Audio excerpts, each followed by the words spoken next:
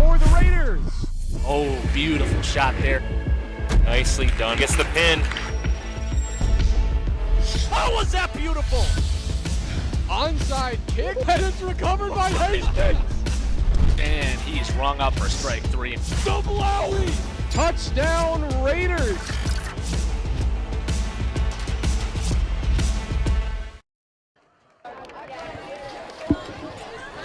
Good evening, ladies and gentlemen, and welcome to Minnesota State High School League Football here in Hastings, Minnesota. We are at the Hastings McNamara Stadium at Todd Field for Hastings Raider football as they take on rivalry and nemesis Cretin-Derham Hall.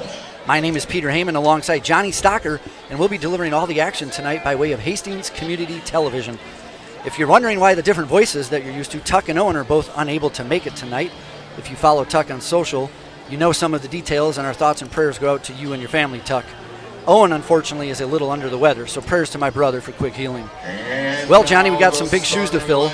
Both teams are 1-3 coming into tonight's matchup. Raiders are 1-0 in the conference.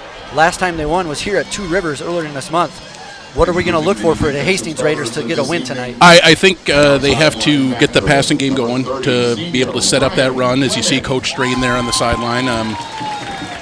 Getting things set up for the Raiders. I think that's a big thing. They have to be able to pass the ball. They can't just sit on the run. They've got kind of an undersized offensive line, so in order to have that, they need to have that multifaceted two-way attack in order to effectively move the ball up and down the field. Of course, the strength of the Raiders has been their defense this year, so we'll keep an eye on them, and should be a good football game. Both teams 3 straight losses and looking to get back the winning ways. Yeah, absolutely, Johnny. I was here at the Two Rivers match and even the Mata Midai game. At the end of the game, they got their passing going, and they were able to score a touchdown at the end, like you said. The Raiders last played against Bloomington Jefferson. They only lost 22-15. They started that game running the kickoff back for a touchdown, so might need to see a little something out of special teams as well tonight. This is homecoming night, so there's a little extra special flavor in the air, if you will, for the players and the fans. Yeah, really good crowd out here for homecoming in this Raider versus Raider matchup, and an absolutely beautiful night for football. We're tracking some storms coming on possibly in the next couple hours, but right now you could not ask for a nicer night for football. Absolutely. It's only 72 degrees here. They just announced the starters. We're just going to go over the starters real quick for Hastings. It'll be the offensive line at left tackle, Lucas Sorensen, left guard, Jack Burke, center, John Tieglin, right guard, Cole Kateria, right tackle, Ben Thome.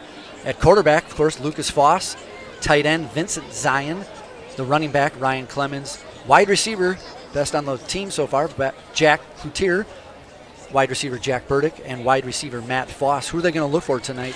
Cloutier is their leading receiver, so we expect to see him get involved, and of course Clemens, their top running back. I would expect to see both of them be heavily involved in the offense tonight. Okay, and for the defense, we got Ryan Clemens at linebacker, Ben Thome, defensive tackle, Thomas Connor at nose guard, Lucas Sorensen at defensive tackle, Brady Nickel outside linebacker, Barrett Boardman inside linebacker, Vincent Zion inside linebacker, cornerback Cade Kimmis, strong safety Cree Peterson, free safety Blake Vandehoff, and cornerback Sawyer Chumsland. Who are we going to look for there before we do this kickoff? We know Peterson will definitely be looking for on defense, making a lot of big plays back there as Hastings getting ready to kick things off, Zion getting ready for the kick. Peterson, Zion, and Clemens have been 3 key names, number 2, 11, and 30. So keep an eye on them on the defensive side of the ball. Okay, so this is Jack Sieben here for the Raiders, kicking off, and here we go, folks. Hastings Raiders football Friday night. It's caught at about the 15. He's going to get up to about the 27-yard line. Not bad, little extracurricular activity there, but both teams going to come out very passionate, very excited here. So Creton going to start with the ball on offense. Their quarterback, Miles Bollinger, number 4.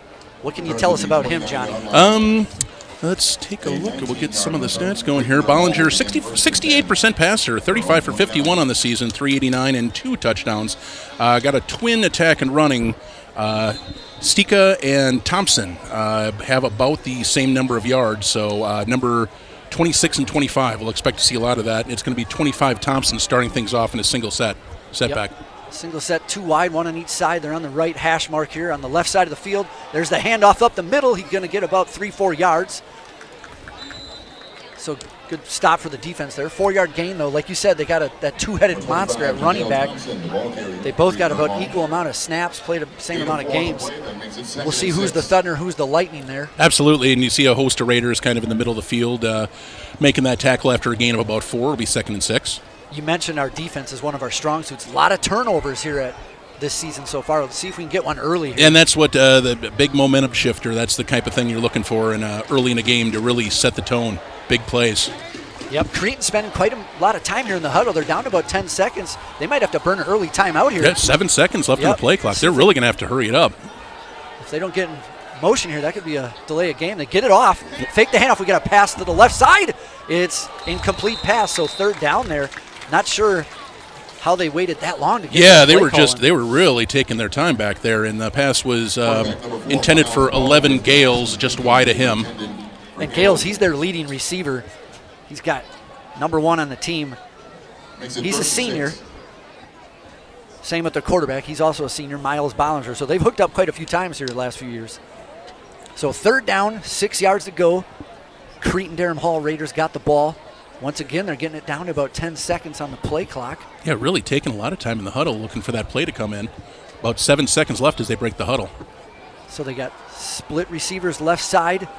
Running back in the pistol next to him. He rolls in motion on the left side, and he's going to get sacked in the backfield. Great play on the defense of the Raiders, as we talked about. Let's see if we can get what number that was.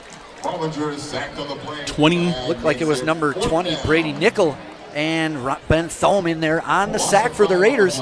So a good start for the Raiders. 3 and out right away for Cretin-Derham Hall. Yep, it's exactly the one way you want to start the game, set the tone with that defense. We'll get another look at that sack. And Raiders, Jack Cloutier will be on the 40-yard line of the Hastings Raiders side. He's a speedster, so if you give him some space, he could take it to the house, but he's going to fair catch that one. That's a beautiful punt there by Cretin-Derham Hall. And there's a flag coming out late from the sideline. Usually that's a hold, usually as the defenders are trying to stop the flanker down the sideline, so we'll see what that call is. Either way, pretty good position for the Hastings Raiders starting. Yep, that's about 30 yards on that punt. Raiders will be starting at about the 37, pending the penalty. That was number 9, Aiden Mackey. So Hastings, so a sideline warning there against the Hastings Raiders. So they're going to, looks like they're keeping the ball there though. So yep, so just a warning, nothing. Oh, nope, they're back. They are marking it. They are marking it off now. Looks like they're going to go 15 yards. So Hastings Raiders could have had great field position there to start. Unfortunately, a sideline warning. Going to push them back to about the 22-yard line. So the Hastings Raiders offense here Friday night. They'll be 3 wide, 2 on the left, 1 on the right. They're on the right hash. Going to go in motion there is number 9. That's the speedster, Cloutier. It's a handoff up the middle. That's about a 3-yard gain for the Hastings Raiders. That's Cole Zion. So number 1 Zion, getting the first carry for the Raiders. And that's not to get confused with Vincent Zion. Cole Zion, Z-E-I-E-N. His dad is Tim. I grew up with him, played football and backyard football. Vincent Zion, the tight end. Both number 11 and one number 1. So 2nd down, 8 yards to go here. First series for the Hastings Raiders. Same formation. It looks like 3 wide. This time Zion's going to be on the left side of Foss. Play clock down to 8. That's a handoff fake. Luke's in trouble here. He's going to run up the middle. Gets hit. Might have gained a yard, but you don't want to see your quarterback taking big hits like that early in the game. Looked like a busted play, though. Yeah, pretty big stick there. It looked like Foss was looking downfield, didn't see anything, and tried to hold the ball or tried to get something with the ball, but there was a host of Creton players there to take him down after a very short gain. 3rd and 7. Yeah, we mentioned earlier Raiders were passing well against Matamita late in the game, but they were doing those passes when they had the 4 wide, quick wide. So Lucas knows he doesn't have a lot of time to stand back there. So it's 3rd down, 7 yards to go. Hastings Raiders.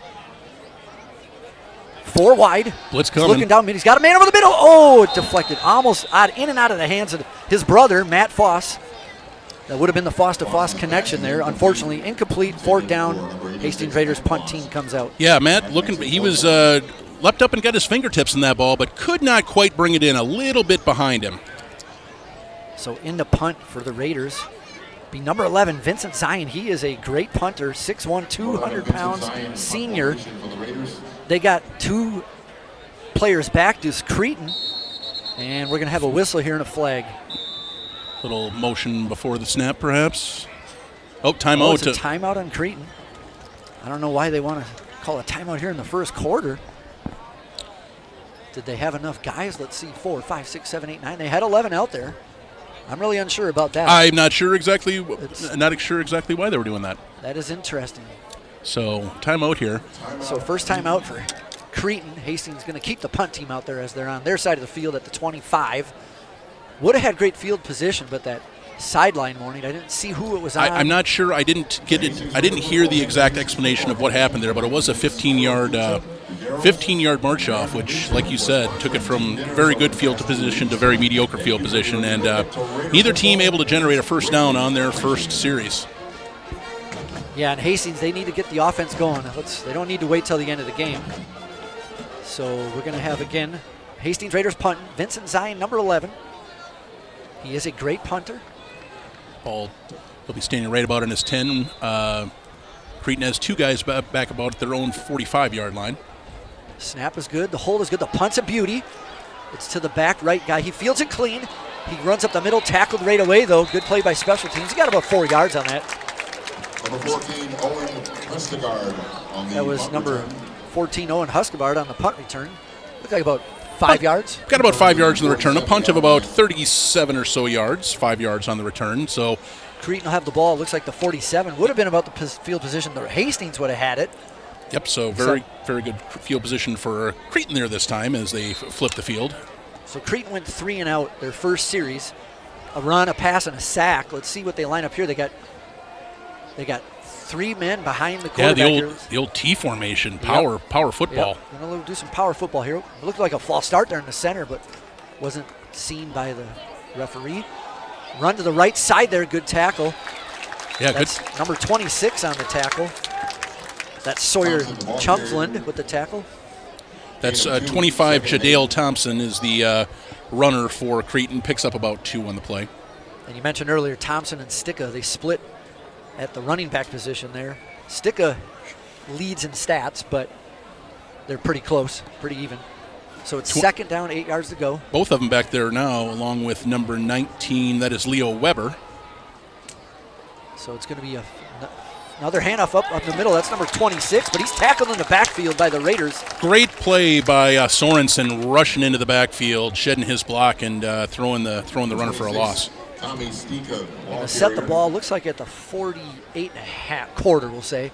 So it's technically still 3rd down and 8, so loss of 1 on the play, 3rd down. it's 3rd down 9 now. So he's going to get a sack in the books there. Great play. Yeah, great job shedding his block and getting through there, throwing that runner for a short loss of about a yard. It'll be 3rd and 9 from the 48. And Creton will spread it out now, it looks like. Yep, so once again, they're down to under 10 seconds. They're going to have 3 wide. They got a man in motion here. That's number 11. It's snapped. He's got a man deep. He's wide open, and it's Cole. Dropped it. That would have been a touchdown probably, folks. That was number 7, wide open. Daniel That was Tolson. Daniel Tolson, number 10. That could have been 6 real easy, but luckily for the Hastings Raiders, little slippery fingers there. Yeah. So it's 4th and 9. It looked like the quarterback laid it right in his hands, and he couldn't couldn't bring it in. That was a perfect pass. Oh, that's just you know that kid feels terrible. Just he wants that one back, and they're going to be going for it now. Oh. 4th and 4. Or no, they are not. Excuse me. They're going to be punting it. Yep, they're punting. Number 9 back to return for Hastings Raiders. He's going to do another fair catch, hang on to the ball. He does. Great job by Jack Cloutier, their punt returner. So first 2 series for Creton, 3 and out. Raiders was 3 and out their first series. Let's see what they can do on the second here. Looks like about similar starting position as last time, starting at their 21. No penalty this time, so good for the Raiders. So starting at about the 21-yard line, we're getting down to about halfway through the first quarter here. Foss back at quarterback still. Ryan Clemens now in there at running back to the right side. It was Zion in the first series. It'll be Clemens this series. Man in motion. They give him on the jet sweep. That's the speedster, Cloutier. Can he get outside? He gets outside. Gets about 5 yards. That's a good first play there for Hastings. Absolutely. Good job holding the edge by that offensive line and giving him a chance to get around outside and pick up about 6 yards in the jet sweep. Yeah, that's Ben Thome over there, right tackle, and Cole Coutier on that right side. So a 6-yard gain there on the jet sweep for Coutier. Foss heads in with the play call. That's what you like to see on first down, get that good gain, and gives you a lot of options what you can do on second down. Right, you want to stay ahead of the sticks. So they're going to have trips, 2 wide on the left side, 1 on the right. Once again, Coutier in motion. They fake it to him this time. This time they go up the middle. Oh, here's a big gain. Did he break it? Oh! 20. Ryan Clemens on the run. He was 1 shoelace away maybe there from taking that a much longer ways, but either way, that's a first down. That's a first down. That's 22 Nolan Hoyerman, who may have saved a touchdown by getting Clemens' ankles right there, because there was a lot of green in front of him. Absolutely. Johnny, we talked earlier, we've got to get the running game going, and the Raiders are looking pretty good this series. That was a 12-yard gain for Clemens. Good 2 good runs to start off this series. So Hastings has the ball at the 39-yard line. Once again, it's trips. This time 2 wide receivers on the right side. Coutier on his own on the left. Once again, goes in the jet sweep motion. They fake it to him again. This time it's up the middle again to Clemens. He's going to get 3-4 hang on to that ball. Good job. That's about a 4-5-yard gain there. Good push on first down. They do get about 5 yards. So once again, second and medium. That's what you want to see. Johnny, if they can run the ball and just keep the clock going, wear the defense out, win in the trenches. That would be. I think that's what Coach Strain would love to have happen. That's a dream scenario for any coach. If you can just run and grind another team down 6 yards at a time, it's a beautiful way to win. It's not necessarily pretty for the fans, but beautiful way to win a football game for a coach. Hey, if they can get a win tonight on homecoming, the fans will be happy. So 2nd down and 5 to go. They're on the Raiders' 49-yard line. Once again, Coutier in motion. They fake it to him again. It's to Clemens up the middle, looking for a length to go. He gets in there. He might have got a first down, folks. He wiggled his way through there like a worm, left, right, and got the first, Johnny. Yeah, good, strong running by Clemens there. Just keeping those legs churning while through a tackle, and he'll be just shy of the first down. It'll be 3rd and 1. Yep. You can see a nice little move there, and just keeps running through those tacklers and keeps moving that momentum forward. Yep, spoke a little prematurely. 3rd down and 1. The Raiders, they're almost at midfield here. They're at their 48. We'll see what they line up here. This time it's only twins. Receivers on each side. Power running, looks like. It's Clemens in the backfield. It's a handoff to Clemens up the middle. He's got the first down. Absolutely. Great. That's about a 4-yard gain, it looks like. Great 3rd down running, just plunging straight ahead, and that's the 2nd first down of this series for the Raiders. They are moving the ball now on the ground. I believe that's 6 rushing attempts this whole series. No passes yet on this series. So they're finally in Cretin-Derham Hall side of the field. They're on their 48 now. Down to about 4 minutes to go in this first quarter here at McNamara Stadium, Todd Field. He's going to set back to pass. He hits him in the flat. Oh, he cuts back to the right. It's going to be about a 4-yard gain. Yeah, nice little gainer to Cade Kimmis, number 7. So they're going to good to mix up and get the passing game in there as well as the running. Keep them on their toes. Yep. Just kind of an extended run there, just a short little swing pass to the outside, loosen up that defense a little bit, and like you say, make yourself a little bit more multidimensional. So it's 2nd down, 5 yards to go. Raiders are on Creton's 44.5-yard line. They got 4 wide, trips to the right, single on the left. That's his brother. All alone here. Let's see if they try to hit. He's got 1-on-1. Let's see if he takes a deep shot here. Nope, he's going to hand off to Clemens. Right side, he's got a hole. He breaks it. He gets back to the linebacker area. He gets another first down, it looks like. Yep, he'll be inside the Creton 40. Nice run by Clemens, about 6 yards on the play. They haven't moved the sticks yet. They're waiting for the referee to point. Let's see what he does, and he does not. It looks like it's going to be 3rd and inches. Ooh, just right at the sticks. Still, yep, they still haven't moved it, so if it was the pros, I might ask for a measurement maybe here. It's pretty close, but it's 3rd and inches. I think they have to make it to that. 38-yard line, and it looks like they are just about a football length shy. Yep. Now they got trips 2 wide on the left One single on the right. Are they going to hand off again? Yes, they are. It's up the middle. Zion this time. Oh, he almost breaks it loose for a big one, but he gets the first down. That was quick running there by Zion. He saw the hole and he just went for it. Yeah, just dashed right through it. Great bit of running there. Here we can get another look at that play. Here's that replay. He's going to hit the left side of the line. Just sees that gap. Great gap created by the offensive line there, and just easy first down. So first down and 10. The Hastings Raiders are on Creton's 30-yard line. So getting close to that red zone. They're moving the ball well here, a mix of running and passing. They're going to have 2 wide on the right. Foss's brother on the left. It's Zion in the backfield now. Cloutier in motion. They fake it to him. He's going to go over the middle. He caught it. Oh, he's got it wide open. This is going to be a touchdown. Hastings Raiders. What a play. Touchdown for Hastings. Great crossing route. Just got himself wide open in a 30-yard strike from Foster Cade Chemis.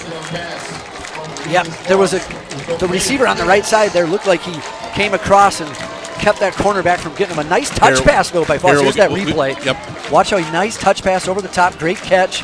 No defenders there. Everybody was gone. Wide open to pay dirt. So a touchdown for Hastings starts this game off 6 points. With the extra point attempt here from Sieben. This will be, Jack Sieben to kick. And it is, it's a low one, and it is. It's good, though. He snuck it through the uprights. That was definitely close to that left goal post. I was unsure. I think even the refs had to kind of look at each other to make sure it got between the two pipes, but it did, and the Raiders lead at 7-0. Here we got another look at that reverse angle on that touchdown. Here's a nice touch pass there. A good one-handed catch. Was a little behind him. Great play there by Clemens. So Raiders scoring early in the first quarter. They haven't done that a lot this season, but this is good to see. This is going to help them a lot. So at the 2-minute 09 mark, Hastings Raiders are up 7-0 against Creton. Hastings are wearing all blue. It's worth noting that these blue pants they're wearing are brand new. So Creton's in what they call the white out. Do I dare say Hastings is in the blue out? The blue out. Sure, why not? Sure. Once again, it is homecoming here. And Hastings up 7-0. And Sieben back to kick. About 2 minutes left in the first quarter. Jack Sieben. Oh, it's a onside kick. It pops over the head. Raiders going to get it. Oh my gosh. They did it a couple years ago against Stillwater, I believe, and they got it. It got me even. They caught everybody completely off guard. And Raiders player number 12, Tessier had a shot at it and just couldn't squeeze it. Here's that replay. That bounced perfectly. Sieben couldn't have hit a more perfect onside kick. And just off his hands, couldn't quite get it. Great idea from the Raiders, and just couldn't quite get the execution and fall on the ball. So Creton will have pretty decent field position up at the 38-yard line to start things off. Yep, so Creton's third series. They were 3-and-out, both series ahead of this one. They're going to hand it off up the middle. Oh, he hits the left side. He's got a hole. Big hit there, though, on the right side. Still about a 3-yard gain. Let's see who made that hit. That was a big hit there, Johnny. It was, yeah. He got some forward momentum going. That was Jadale Thompson got some forward momentum and just, got stuck there by one of the Raiders players. Did not quite catch the number. Did have a nice run, though, about 5 yards on first down. For a little bit there, it looked like he was going to go a long ways, but good thing our Raider came up there, made the play, so they got Twins left side. They're in the middle of the field. They're at the 47. They ran to the right side this time. Good tackle there, low. He gets a couple yards, so it's going to be 3rd and short. 3rd and about a yard here. Looks like the refs are marking him at the 45. They're going to go quick here. It's about the 46, right about the 45-yard line, yes. So Creton's in hurry-up mode here. See if they can catch the Raiders out of timing here. Not allowing to switch. The quarterback sneak up the middle. They stopped him at first, but I think he might, Looks like the spot's going to give it to him. It's going to be real close here. Looks like where the ball is. It depends on the spot. Looks like they had to get to the 47, and it looks like that's where the ball is. Ref's going to look, and he gives the first down. So right to the line. So first down of the game for Creton at the 47-yard line. Johnny, I don't know about you, but I've seen in the pros and the college lately, anytime there's the ball is close to getting a first down and it's early in the game, the refs don't even measure anymore. They just say, hey, first down, let's play on. It's usually, I think they're going just from marker to marker. Yep, Right. Absolutely. So now they got that T formation. That again. T formation again. They Yep. go to the back, number 25. It looks like he gets about 3 yards. Pretty well stacked up by the Raiders there. He will get right about to midfield, about 3 yards in the play. Gain of 4. 4 yards Give him officially. 4 yards. So to put it about they are into Raiders territory at the 49 for the. We're down about 20 seconds, and there's in the first quarter there's 28 on the play clock. Let's see if Creton just lets this run out. Looks like that's what they're going to do. Doesn't look like they're in any particular hurry to run another play in the first quarter. Unless they're going to pull a quick Aaron Rodgers or something, run up there and try to get a Nope, quickie. they're heading to the sideline. They're going to go have a chat with the coach, and that will be the end of the first quarter. 7-0 Raiders, or Hastings Raiders. Yep. Great first quarter. We're going to take a quick 30-second break, and we'll be right back for more Hastings Raiders football. I'm Peter Heyman here with Johnny Stock.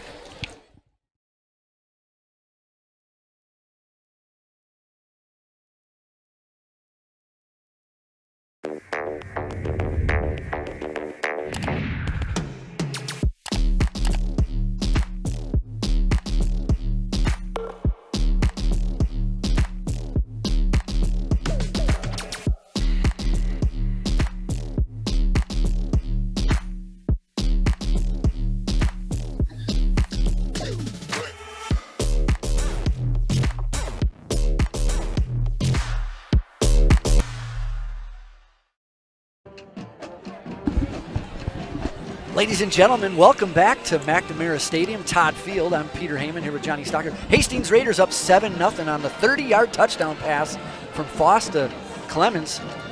And Creton, though, they finally got the ball on the other side. We're going to go the other way. They're going right to left. It is 2nd down and 6 yards to go. They got that T formation. They hand it to the back again. Oh, he slips down. So he ain't going to gain anything there, John. Yeah, it'll be about 0. I think the turf monster reached up and got him on that one. It didn't look like a Raider got him. It just kind of tried to make a cut and lost an edge there. So it'll be third and about 6. 3rd and 6. Creton's got 1 first down so far, I believe. 1 first down on this drive, yes.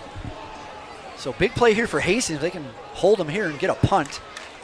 In high school, if they get 10, 15 more yards, then it's almost 4-down territory sometimes, or a field goal. Play clock's down to about 12.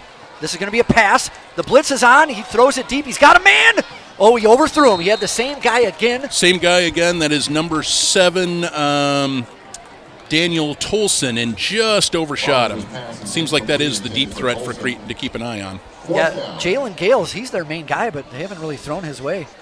Hastings might be doing the old Bill Belichick and say, take out their best player and go to somebody else. At any rate, Creton's going to punt. This is 13, John Seabloom back to punt for Creton. Right about the other side of midfield. And that is, of course, the speedster back there to return the punt for Hastings. That's Jack Cloutier. He's at about his 15-yard line, no fake. Ooh. This time it's a good one. And let it go. It's going to bounce around the 12-yard line, 13, 14. And there it is. So we do have a flag down. The punter was knocked down by a rusher, so we'll see what they call that here. That is not good for Hastings. If it's a 5-yard penalty, it'll be about 4th and 1. If it's a 15 for roughing, obviously it'll be a first down. We'll see how the refs saw it here. Looks like all the teams are staying down, and the refs talking to the Creton coach, Mr. Steve Walsh, by the way. Mr. Steve Walsh, yes. For those of you who are longtime fans of Minnesota football might know that name. Former Creton quarterback himself back in the 1980s. And It looks like it is a first down for first Creton. down. They're going to give roughing the kicker on that one. So bad break for the Raiders on that one. Just mistake on special teams. Got a little bit too aggressive trying to block that punt. Didn't make it. No, so it's only going to be the 5-yard variety. Yeah, actually it's going to be. It is going to be 4th and and inches now. But 4th and inches. Creton offense looks like they might be staying on the field now. It is a lot shorter, Sure so we'll enough. see what they do. And sure enough, they are going to try to go for it now. It is the rivalry game, and they're trying to take away our homecoming win, so why not? They're on our side of the field. It's the handoff up the middle, and he's going to get the first and a lot more. What a 5-6 yard gain there. That was number 25 up the middle. That is 25 Thompson with the first down carry. And as we were saying, yeah, Steve Walsh Also All-American quarterback at the University of Miami in the 1980s, won a national championship with the Hurricanes, and spent several years in the NFL, so we know he knows football. Absolutely. So once again, they're in a T formation. They're doing the power as Creton. Once again, they hand it to the back, number 30. That is 30. That is their other running back. Actually, that is Carter Snyder. Carter looks like about 3-yard gain. They're at the Hastings 35-yard line, so it'll be 2nd down and 6. We're already in the second quarter. Time's cruising by. Beautiful night out here, folks. If you're in the Hastings area, come on down to McNamara Stadium, Todd Field. Catch some Raiders football. Still a few seats left. Yeah, it is pretty full for Homecoming Friday here. So 2nd down, 6 yards to go. Creton with the ball, wearing the all whites. T formation. Oh, gonna have a flag on the play. Looks like we had maybe a little pre-snap movement for Creton.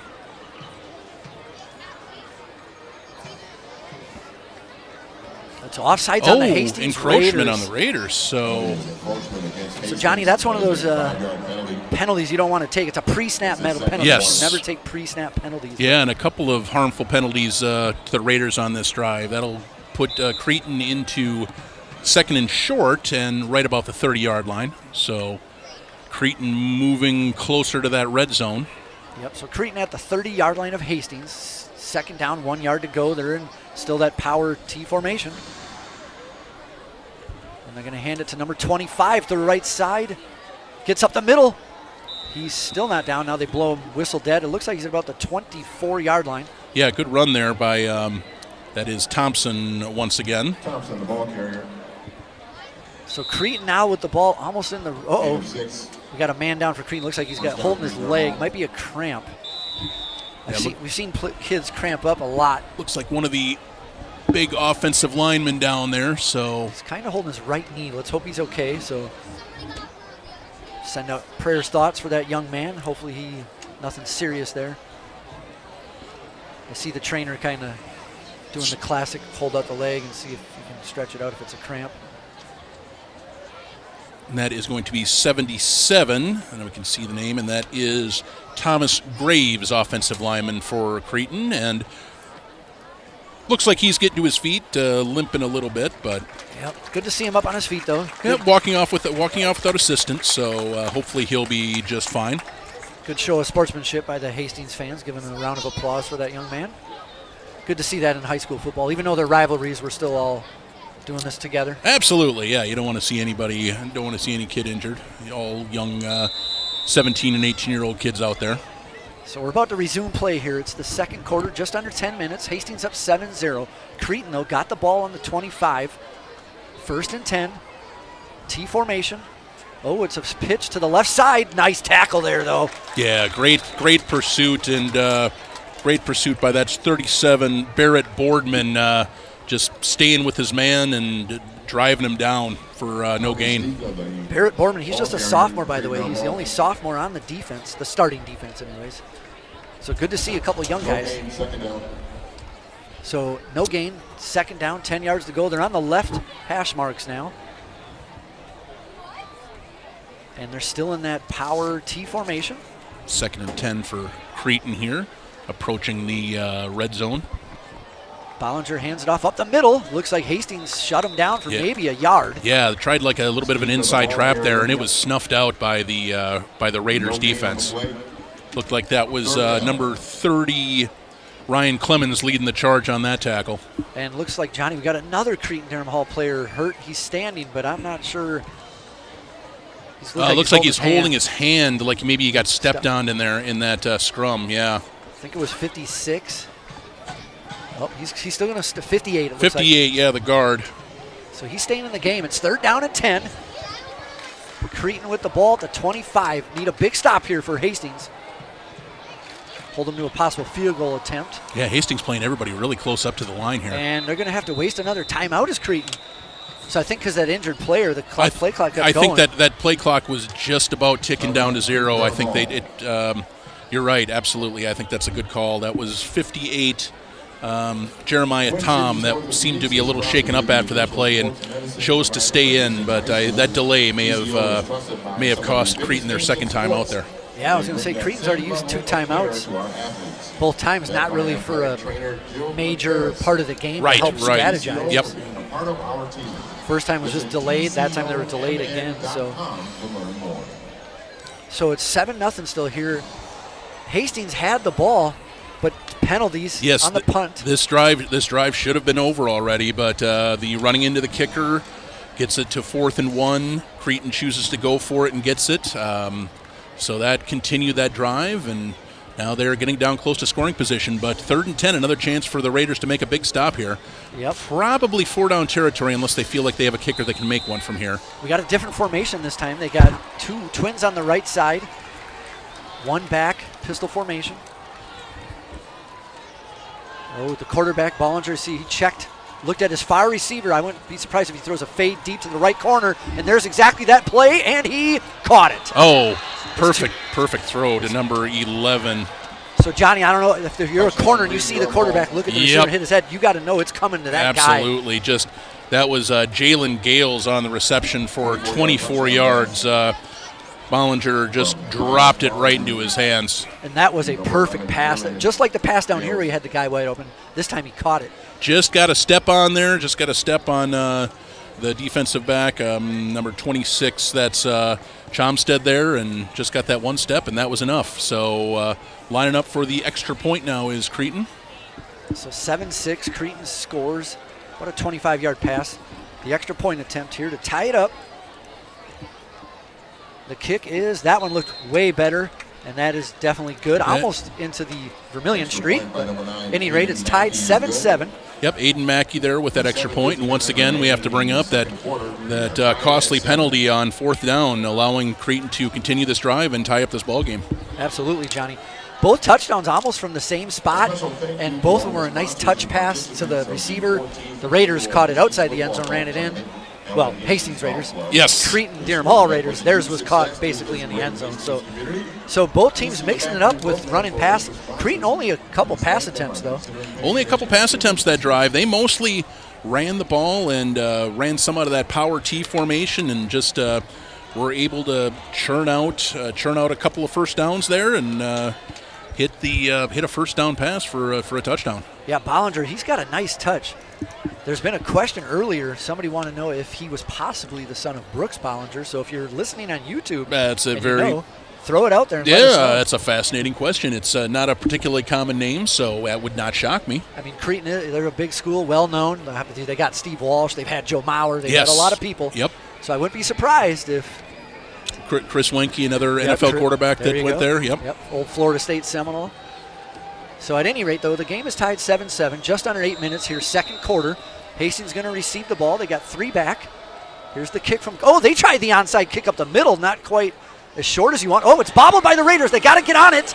Pick it up. There it is. Number 15 picks it up. Oh, he breaks a tackle.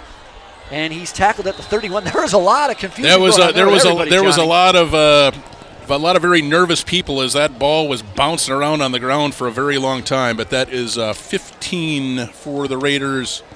That is Antoine Pate who manages to pick it up and advance it forward past the 30-yard line. There's the replay on that. Yeah, at first he looked at it like, am I going to get this? Somebody else. And luckily he grabbed it. Yes. I'm not sure about that. I don't know if that it looked like a little bit hard to be an onside, like they were just trying to squib it and confuse the Raiders' return team. But we did mention earlier, Raiders did run the kickback against Bloomington Jefferson last week. That is true. They may have seen a little bit of tape on that. Raiders late getting some changes on here. Definitely. Let's make sure they don't have too many people now. 2 guys ran up. Now another one's going to run. They got 5 seconds. They're going to have to burn a timeout. He's going to get the play off. Oh, you got to happen. Little bit of confusion. Yeah, timeout called by the Raiders. That was just confusion from the start as we had guys running in, guys running out, and just timeout wisely, I think, called by the Raiders there. It was a bit of a mess. Absolutely. Ball deep in your territory. You don't want to take a 5-yard penalty there. You got 3 to burn. Yep. There's only 8 minutes left. Might as well use it there. So the game's tied 7-7. Little back and forth at the beginning. Nobody could really move the ball. Then Hastings started moving on their second series. Then Creton moved it on their third. Of course, it was helped out by penalties, as you mentioned earlier. Exactly. Hastings on their second series scored, and then Creton on their third. Now in a 7-7 ball game, the Raiders starting at the 31-yard line, a chance to answer back after that Creton touchdown. Seems both teams using a good mix of the pass and the run. Both teams running a little bit more than the pass, but when they need to pass, they're actually completing the passes, getting the first downs, getting the touchdowns. Yeah, Hastings' running game honestly has been pretty solid so far. A couple of good holes for Clemens. Good run or two for Zion in there as well. So let's see what they got in mind on this drive. Speaking of Zion, Cole is now in the backfield there with Foss. Coltier in the jet sweep. They give it to Zion up the middle for maybe 1 yard. Yeah, faked that jet sweep, but didn't look like Creton bid on that. They got about 2 yards, yard or two, as you say. Gain of 1, second down. It seems like almost every play, Coltier is doing that jet sweep. They've given it to him once, so they're keeping the defense honest. If you can get a linebacker, somebody out of position, and Cole breaks through that first line of defense, he could be going a long ways. Anyway, 2nd down and 9. Hastings Raiders got the ball at the 32-yard line. About 7 minutes, 15 seconds here, quarter number 2. They got trips right. Foss takes a look. Zion next to him. There's the snap. It's going to be a pass. He goes over the middle. Oh, just out of the reach of number 88. That was 88. Kyan Esterby there, just a little bit too hot for him. Kind of put a little bit too much zip on it. John, I don't know if you were watching the Madaimida game at all, but Esterby was his main target in the 4th quarter when they went down the field passing and scored a touchdown. So he was a sure-handed there, but the pass was a little in front of him. So now we're on 3rd down, 9 yards. Hastings hasn't been in 3rd and long all day today, really. Right, yeah, they've really managed to, like we were saying previously, stay ahead of the sticks. But big 3rd down here for the Raiders. Let's see what they come up with. So they got 4 wide, twins on each side. Cole Zion there. It's another pass. Oh, it's deflected. He still caught it. Oh, they're going to say it hit the ground. Oh, it looked like he got his fingers on it, but the ball. Very, very close play. It'll be interesting to see on replay because I couldn't quite tell from up here. I thought he saved it before it touched the ground as well, but the ref said no dice, so it's going to be 4th and 9. See, we got the replay coming. Let's see if we can get a good shot of that. Here's a deflection. The lineman, number 90, it looked like. Ooh. It's hard to tell. I think the ball may have hit the ground there. So at any rate, sorry, it was a long ways to go. I'm not sure he would have got the first down. Anyways, there it kind of looked like it might have hit it. It's hard to tell. Anyways, Hastings punting now. So Zion back to punt. Creton, 2 guys there. It's a fair catch. Catches it at the 38-yard line. Yeah, about the 38-yard line. So Creton will take over there. The 7-7 ball game. So 7-7, we've got a close game. It's homecoming here at McNamara Stadium, Todd Field. If you're in the area, head on down. Come watch the game. Kind of a line drive punt there, about 30-ish yards for Zion. Yeah, he's been punting well. He's been getting him inside the 20. Now that would have to be a booming punt to get from that spot. Yeah, that would have been a heck of a boot. You'd have to get one of those where it bounces and just keeps going bouncing. But Creton's got the ball here. They're in a little different formation this time. They run it up the right side. He's got a big hole. Oh, just tackled by the ankles there. He's going to get about 9 yards on that play. Yeah, it's going to be about 2nd and 1. Good shoestring tackle by one of the Raiders in there in order to see if we can get a look at who got that. That was number 2. That was number 2, Peterson, with the shoestring tackle there to save perhaps a much longer game. So it's 2nd down, 1 yard. Cretin-Derham Hall at the 48-yard line. They're in the same formation. Now they're running a guy in the little jet. They're going to run it up the middle. It's an RPO. He hands it off to him. And he might have got the first down on the spot. It looks like the referee is going to mark him with the first down. That is their other running back. That is Tommy Sticka, number 26, the junior, on those last 2 runs. They're going to say he's... Yep. They're going to say he's just a touch short. It's going to be 3rd and inches. Yep, the far referee, he was running in, looked like the first, but the close referee he ran a little inside. You see that a lot of times in the NFL. Yeah, right. Yeah, one of them had a better look at it than the other. Absolutely. So 3rd down, and it says 1 on the board, but it's more like 4 inches. 3rd and about, 4 inches exactly is correct. So Hastings looking for a big stop here. Creton kind of getting a little momentum here. And they're going to run up the middle. He stopped, hit. And then I think on the 3rd effort, there's a flag. And there are flags, there are flags coming in late. That was in the backfield by the back judge. A lot of times that's a holding. Sometimes it's a face mask. And it is holding called on Creton there. So that's big for the Hastings Raiders. I think it was going to be a first down, so now it's going to be 3rd and 10 and 4 inches. Yes. See if we can get a look at there and what the referee was seeing. Didn't exactly see what they called there, but one of the refs threw that flag in, so it's going to be 3rd and 11, as we said. Came in a little late, too, but then again, it was a long throw, and sometimes all that time it takes to get out and throw it. But 3rd down and 11. Cretin backed up now on their own 38. Cretin in white, Hastings in blue. So we talked about harmful penalties for Hastings on the last drive. Let's see if Hastings can make Cretin pay for that one. Big play here. This is not 4-down territory, I wouldn't have thought, so as long as they don't get it very close. He's a pass play. Oh, he's got a lot of time. He's going to run. Oh, he's going for the run. Oh, we got a hold there. There's going to be another flag. He's got the first down on the run, but there was 2 flags. A third flag. And a third flag. He might have been tackled a little bit out of. He may have been out of bounds on the tackle there on that last flag. Yep. If I had to guess, it's going to be the classic holding on one team, personal foul on the other, penalties offset, replay 3rd down. That's what my guess would be as well, based on what we saw there. Dang, you don't like to see that. Of course, the players don't know that there's a penalty, but still, when he's laid out of bounds, right? Dive on him. Yep. Again, it's homecoming. The fans are here. You're a little juiced up. Everybody's juiced up. I think he had him in his grasp before they went out of bounds, but I think it was just a case of riding him out of bounds before at the end of the play. So they're gonna. Those penalties are going to offset. Yep, we'll never happened. We'll do that again. 3rd and 11. 2 penalties will offset. So it's still 3rd down, 11.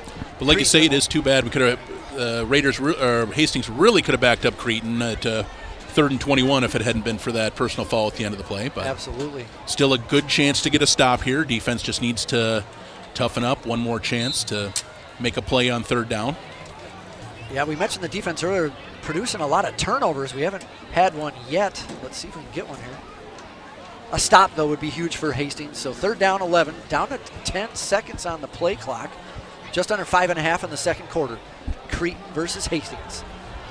They got trips. Oh, that guy looked like he left early. Yep, there's that flag. They're going to blow that one dead. That was number 7, false start. Yep, late referee, a little bit late on the false start call, but absolutely movement up front there. So 3rd and 16 now. Yeah, Johnny, as I watch number 7 go, I can't help but think when I see Cretans, their colors, I just can't help but see LSU and think about Justin Jefferson and the Vikings and Jamar Chase.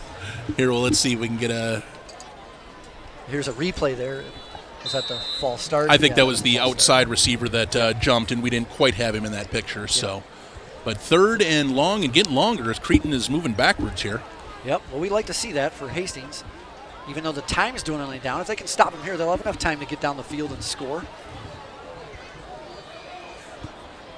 And they could do the old Bill Belichick score at half and to get the ball again. Absolutely, absolutely. He sets back for a pass. He goes deep again. It's going to be intercepted. But did he land out of bounds? He's going to. Oh, the referee You're said he saying it's a it. catch. Number 2. And that is number 2, Creed Peterson with the INT. Big play. We didn't talk much about Creed yet, but he is one of the baddest men on their defense. He is all over the place, a ball hawk, causes turnovers, and there he finally got one. Let's watch this replay here. It looked like he might have landed out of bounds, but in high school, you ain't going to challenge that. There's no challenge, so. He cuts in front of that ball. His own man tackles him. I could have swore he landed on the white there. Yeah, I think he may have gotten that 1 foot down before he landed out of bounds. Let's see if we can get a better look at it here for reverse angle. And it looks like that one right foot may have tapped down before he went out of bounds. So, right. So Hastings got the ball now at their 44. They got 3 wide. Coltier in motion. He almost hits him. It's a handoff to Zion. Right side hits a hole. Looks like about a 4-yard gain there. Good blocking there by that right side of the offensive line. That snapped on, if you saw that, Johnny, Coltier almost got in front of that. Yeah, that's the danger of when you're running that motion. Your center and your quarterback both have to be aware of that and not get themselves crossed up. And so Hastings with a lot of time here. They're still just under 5 minutes, but let's see if they can just eat a lot of clock and put 6 on the board, or at least 3. You mentioned earlier they're going to get the ball to start the second half. So they got 3 wide. 2nd and 6 now. Twins on the right. Oh, there's going to be a Offsides or encroachment on the defense. That's 5 free yards for Hastings. That'll make it 2nd and 1. So it's pretty flag happy here the last 7 or so minutes. Didn't have a lot early on in the game, but these last couple drives they've been very impactful. Some of these calls. You like to see a clean game, but so far all the flags have been pretty obvious. Yes, absolutely. So 2nd down, 1 yard to go. This could be a position right here. You could take a shot right here, knowing that you got 3rd down and get a yard if you want. A lot of teams you see them do that here, but let's see what Hastings does. Now they got 4 wide. Maybe they are going to take that shot. They just might. Let's see what they do. And he is going to take a shot. He's taking left side. He's got a man. He caught it at the 15-yard line. What a play. Fantastic catch. That's the old Foss to Foss connection there, boys. Yeah, great catch by Foss there. He had to wait for it a little bit. He had a defender right with him, but here's that replay, Johnny. Great he came play. back, and then he went back again and caught it. What a play. Yeah, he had a defender right over him, but did not lose concentration. So that's a big gain there. 34 yards on that play, and the Raiders are in the red zone. So 1st down, Hastings. They're at the 12-yard line. Coltier in motion. They give it to him this time on the jet sweep right side. He's got blockers. Kicking it at the outside. No, a great tackle there by number 30, though. Yeah, he might have saved a touchdown. I think he did. I think Coutier was on his way to the end zone, and that is, like you said, number 30. That is Carter Snyder making another play. We've called his name a couple times tonight. Yeah, we've seen a lot of them shoestring tackles. So Hastings Raiders just with a yard there, but that was exciting, 1 yard. So 2nd down, 9 to go. They're on the right hash mark.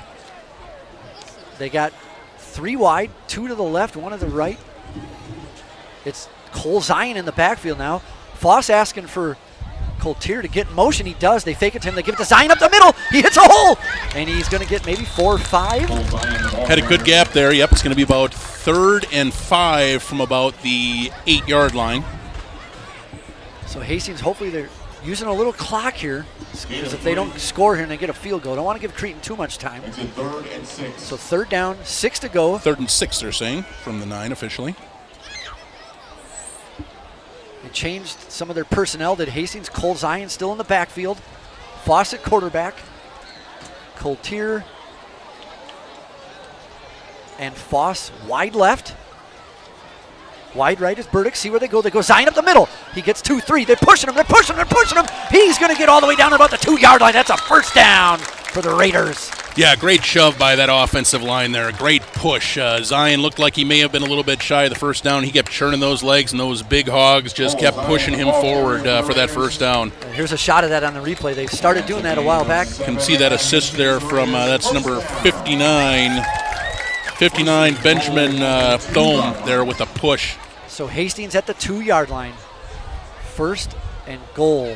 Cole Zion in the backfield. 3 wide. They're going to hand it off to Zion left side. He finds a hole. He's in. Touchdown, Cole Zion. Touchdown, Hastings Raiders. And great job by the Raiders. They make Creton pay for that turnover and take the lead back late in the 1st half. Absolutely. That penalty helped Hastings take a shot deep left after the interception. A great interception by Creed, by the way. Creed, one of those multi-athletes. So Hastings going to go for, they're keeping the quarterback in for 2, it looks like. Hastings going to go for 2 here. So it's 13-7, late in the 1st half. What do you think of this, Johnny? Going for 2 early. Interesting play from, interesting thought from Coach Strain here, trying to get that 8-point lead, and Creton wants to think about it, it looks like. They're going to take their last time out. As Creton called that timeout, we saw a little, looks like a police patrol car cruising down right past the beard stoop with the lights on. So let's hopefully everybody's okay there. They're heading right down Vermilion, so not sure what's going on, but if you're aware, I guess. Yeah. At any rate, 13-7 though, Raiders. Yeah, we'll see. We'll see what. We'll see if the Raiders send the 2-point crew out again after Creton takes a timeout to reset and think about it. Maybe after that last field goal, it was a line drive and low. Maybe thought, hey, you know what? Let's go for 2 here. Possibly. A lot of coaches are doing that, being more aggressive with these 2-point conversions, especially if you've got to do 2-point play to, really put that pressure on the other team, make them go for 2 and kind of get ahead of things. You've seen that a lot more with NFL and college coaches, too, being a lot more aggressive going for that 2 points. Yeah, absolutely. Johnny, I think there's the stats have been done that it's so close. Why not go for 2 and get the extra point? Especially if you've got an offensive line and you've got a play that you really trust there. Absolutely. So Raiders going to stay on the field, go for 2. They're up 13-7 on Cole Zion's 2-yard touchdown run. And Zion is in the backfield here behind Foss. Let's see if they give it to him. Coltier in motion on the jet sweep. They give it to him. No! Foss is going to keep it. He's got nobody. He's looking. He's going to run. And they're going to stop him. Oh, it's a late hit there. And no flag, though. Yeah, a little bit of a pylon there, but no flag. Just there is something yep. down. There's a flag down at the end of that play. And I think that was a late hit. Let's see if we get the replay. Yeah, I think that. Yeah, I think. So if it is, they should move the ball 1 yard up, half the distance. I believe it'll be from 1 yard. I think there was a late player, number 56, that might have piled on. At the end there to Foss. Refs are talking about. Is he saying no flag? No, he is going to call a personal foul. And I think that's the right call there. The quarterback was laying down. You want to try to take a cheap shot like that late to hurt the other team's quarterback? We can get a look at this on the replay here. You can see right there after he was well down. So yeah, they're going to call that every time. Yeah, that was way late. You almost could see it. He took his left elbow and hey, I'm going on. Just not bad think. That's not thinking there on defense. Just that was a big stop for Creton, and now the Raiders have Hastings has another chance at getting the 2.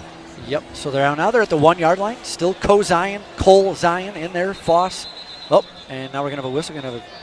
Let's see what now. Are we gonna have a Raiders timeout now? I think the referees are just discussing amongst themselves, looking at the Creton bench.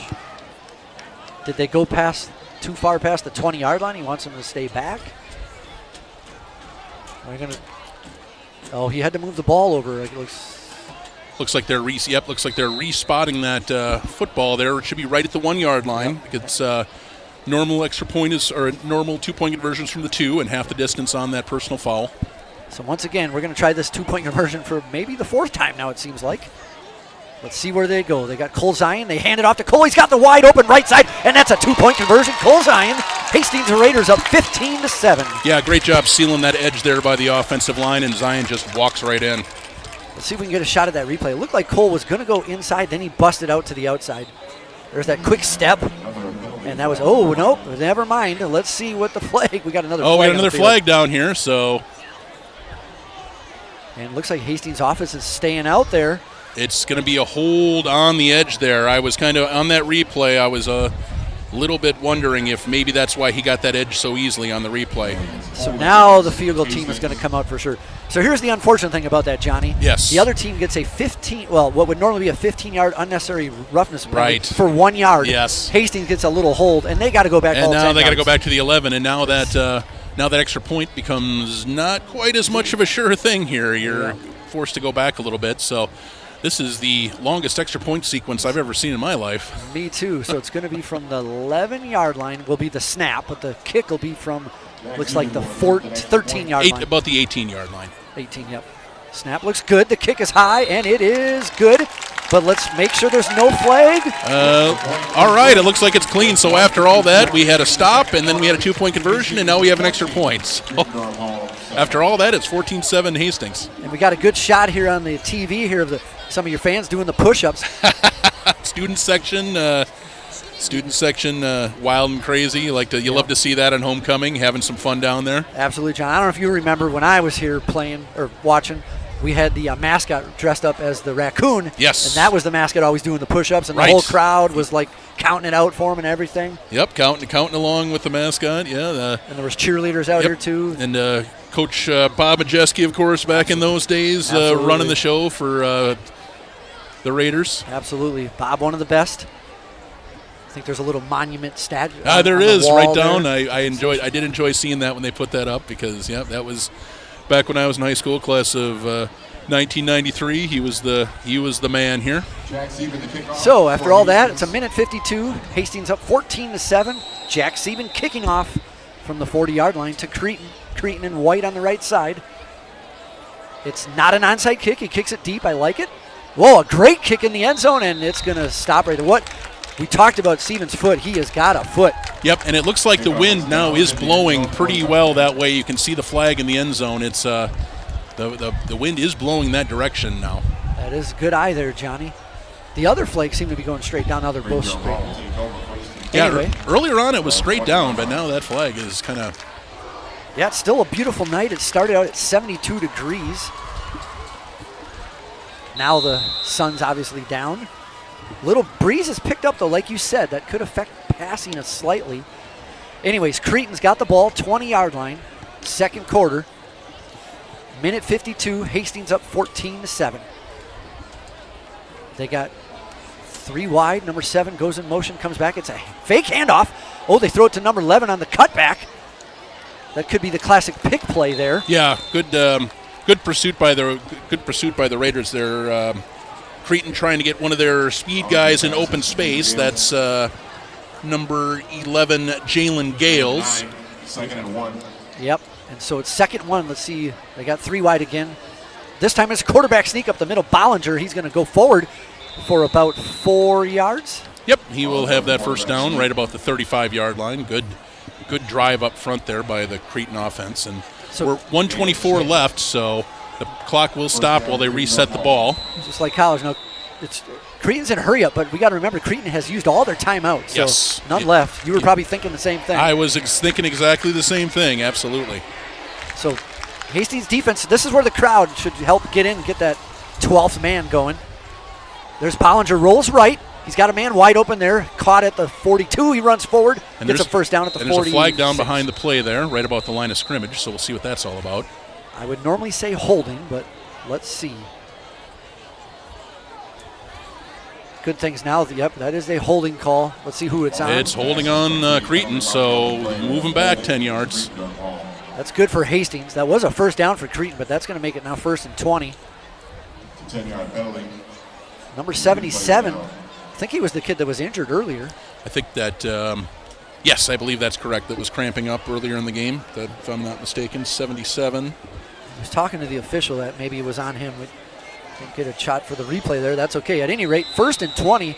Creton on their own. Should be back to their. Looks like they're at 25, right at the 25-yard line, correct, yep. So they're on the left hash. Inside a minute to go now in time. We're running out for the first half. Down to 45 seconds and running. Bollinger once again rolls right. He's got looking at number 7. He's going to throw it.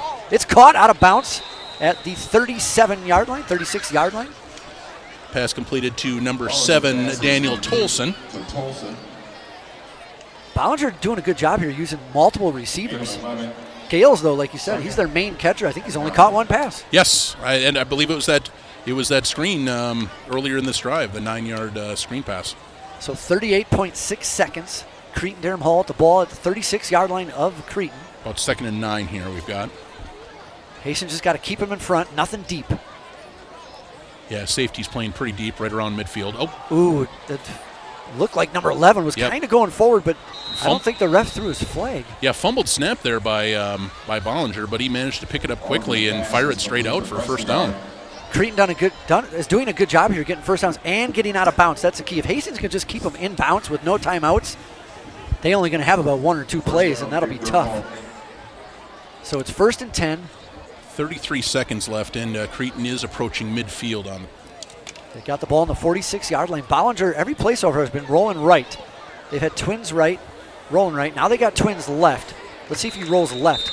Looks like we're going to have a timeout here by the Hastings Raiders. Yep, Hastings is going to take their second timeout and get their defense situated the way they want it here. Make sure they can snuff out these last 33 seconds and head to the locker room with the lead. Yeah, Johnny, they had 2 timeouts. You might as well rest your players a little bit there, keep them fresh, because when they're in hurry-up defense, they're using up a lot of energy. So I think that's a good timeout. So it's still 14-7 here, second quarter, 33 seconds left to go. Yeah, Creton has 1st and 10 at their own 46-yard line. They're still on their own half of the field. Once again, it's... But they have managed to get 34 yards pretty quickly in about 20 seconds here, so... Yeah, and we had a penalty, too, holding, pushed them back, and they got those yards right back. But a lot of times you see that towards the end of a half or a game where it's bend, don't break, so you kind of give them that cushion pass up front. Yep, loosen up, keep everything in front of you. You definitely don't want to let anybody get behind you here. So here we go, 1st and 10, 33 seconds. Cretin at the 46. Bollinger, ooh, another bad snap. He makes a catch. He lobs it up in the air. That's going to be out of bounds. Incomplete pass. That'll take us to 2nd down and 10. Some pressure on Bollinger there. Took a hit and got knocked down as he threw that ball. 2nd and 10. Johnny, it seems like every other play, though, there's been some yellow laundry out in the field, so let's think. Hopefully there's not any more here. Nope, don't see anything on that play. 29.1 seconds left, 2nd and 10. So Cretin with the ball. Similar formation here. Bollinger doing a good job, though, at this end of this half, passing the ball, moving the ball down the field. Big play here for Hastings, 2nd 10. He fakes. Oh, he's got pressure. Oh, he's hit as he's thrown, and it's caught. And what a catch by number 14 as he tippy-toed and bounced there. Yeah, that was number 14. That is Owen Prestegard, right over the fingertips of 54 Lucas Sorensen for the Hastings Raiders. So good play by Bollinger, just kind of getting it over the linebacker and dropping it right into his guy. So that's another 1st down for Cretin. They're just moving this ball here and Yep. passing. It's 1st and 10. They're in Hastings territory now at the 39-yard line. Still only 24 seconds ago, but they've been doing a good job of getting out of bounds. yeah, that was a 15-yard play and out of bounds. Only a few seconds went off the clock. Still 24 left to go, and Cretin's on the move here. Brooks looking left this time. Not Brooks. Bollinger looking left. He sees a man. Caught it, and he's tackling bounds, so it's a big tackle. Time's going to run down. We're down to 16, 15. Cretin's looking, all the players are looking to snap it, kill it. Down to 10 seconds. Can they get lined up? We're down to 7. Oh, the ref, can he get out of the way? There's down to 5, 4. Is he going to get it off? He does with 2.2 seconds left. About 2.2, he gets the spike. Yeah, good tackle there by Hastings, keeping the runner in bounds and in front of the sticks. So Cretin's at the 32-yard line. There's only 1.7. If he were to kick a field goal, it would be about a 9-yarder.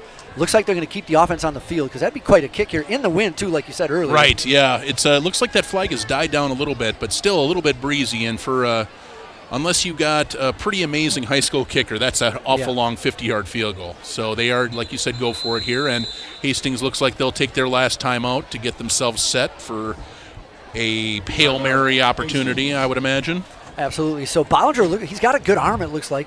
He's only went to Gales maybe 1 time, maybe 2 times now, but he is their speedster. Where do you think they're going to go? He's pretty tall, too. Yeah, I would think it might be one of those things where Hastings has some safeties back, and you're going to put a ball up and try to tip it around and make something crazy happen, I would imagine is what Cretin has in mind here. And Hastings has to be looking to knock that ball down. Just don't tip anything up in the air, and don't, stay on your guy and stay in front of guys. Don't let anybody get loose.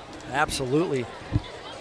With only 1.7, they pretty much only got 1 play, barring a penalty. Yes. This is where I wouldn't mind seeing a guy like a Ryan Clemens come from the outside, get on Bollinger real quick where it doesn't even give him time to look at his receivers. Right, yeah, get a blitz. And they might they could also be looking at something underneath, maybe a hook and ladder or something like that if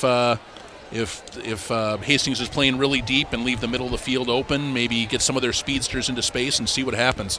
Looks like Hastings will have 4 guys lined up inside the 10-yard line, 5 guys inside the 10, 2 linebackers medium, and 4 guys up front. So here we go, 1.7 seconds left on the clock. Cretin-Derham Hall at the 32. He steps back, Bollinger, he's going to step left. He looks, he launches it deep down the middle, back of the end zone. Oh, it's tipped again, and out of bounds. That was a little scary, folks. That one looked like it could have landed in. That was a great pass. That's, as I was just saying, don't tip the ball up in the air and let something crazy happen.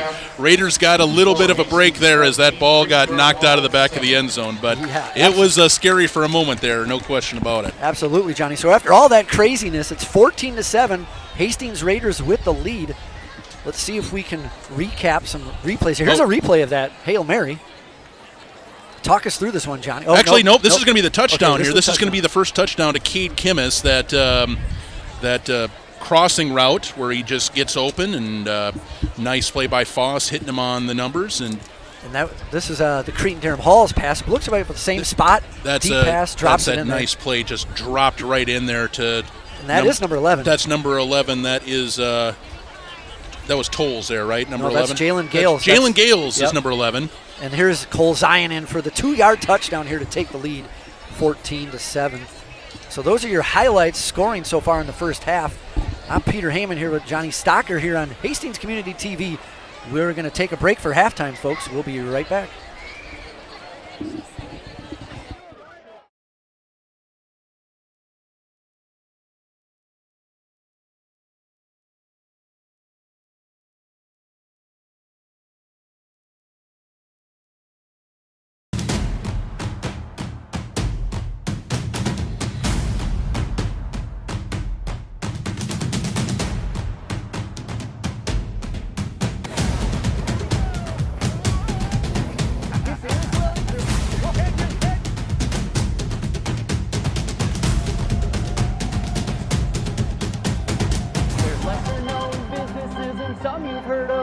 But it doesn't bother me because I just love to explore, interviewing owners and lending a hand. I love to assist for as long as they can stand.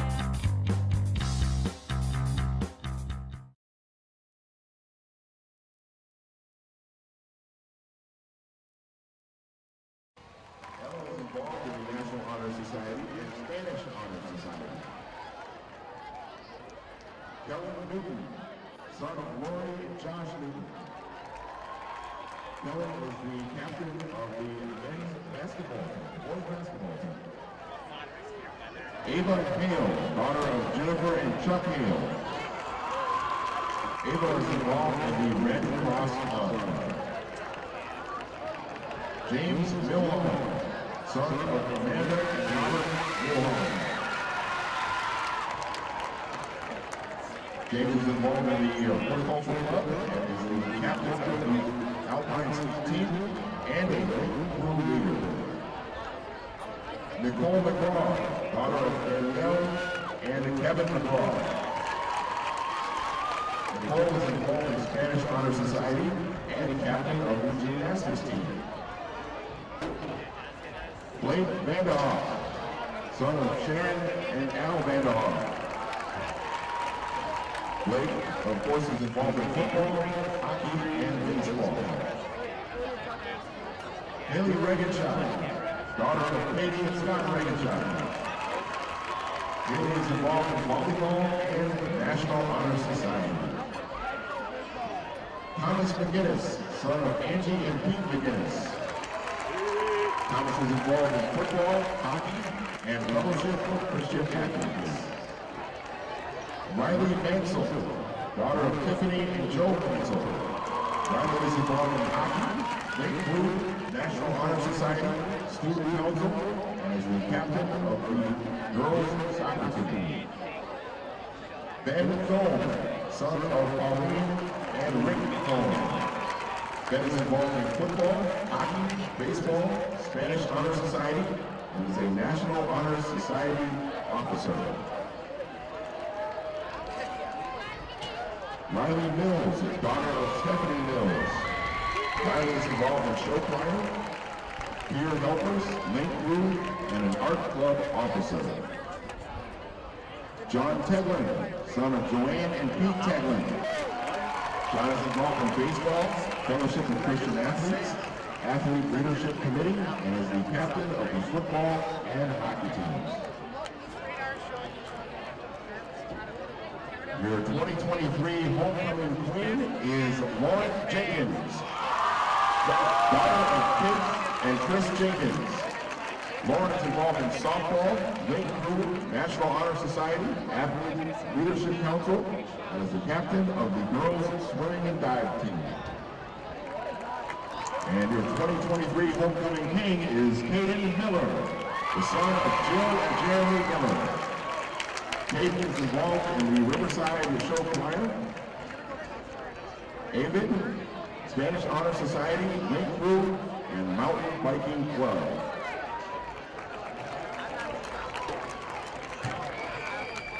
Ladies and gentlemen, a round of applause for your 2023 homecoming royalty. Congrats. to you all.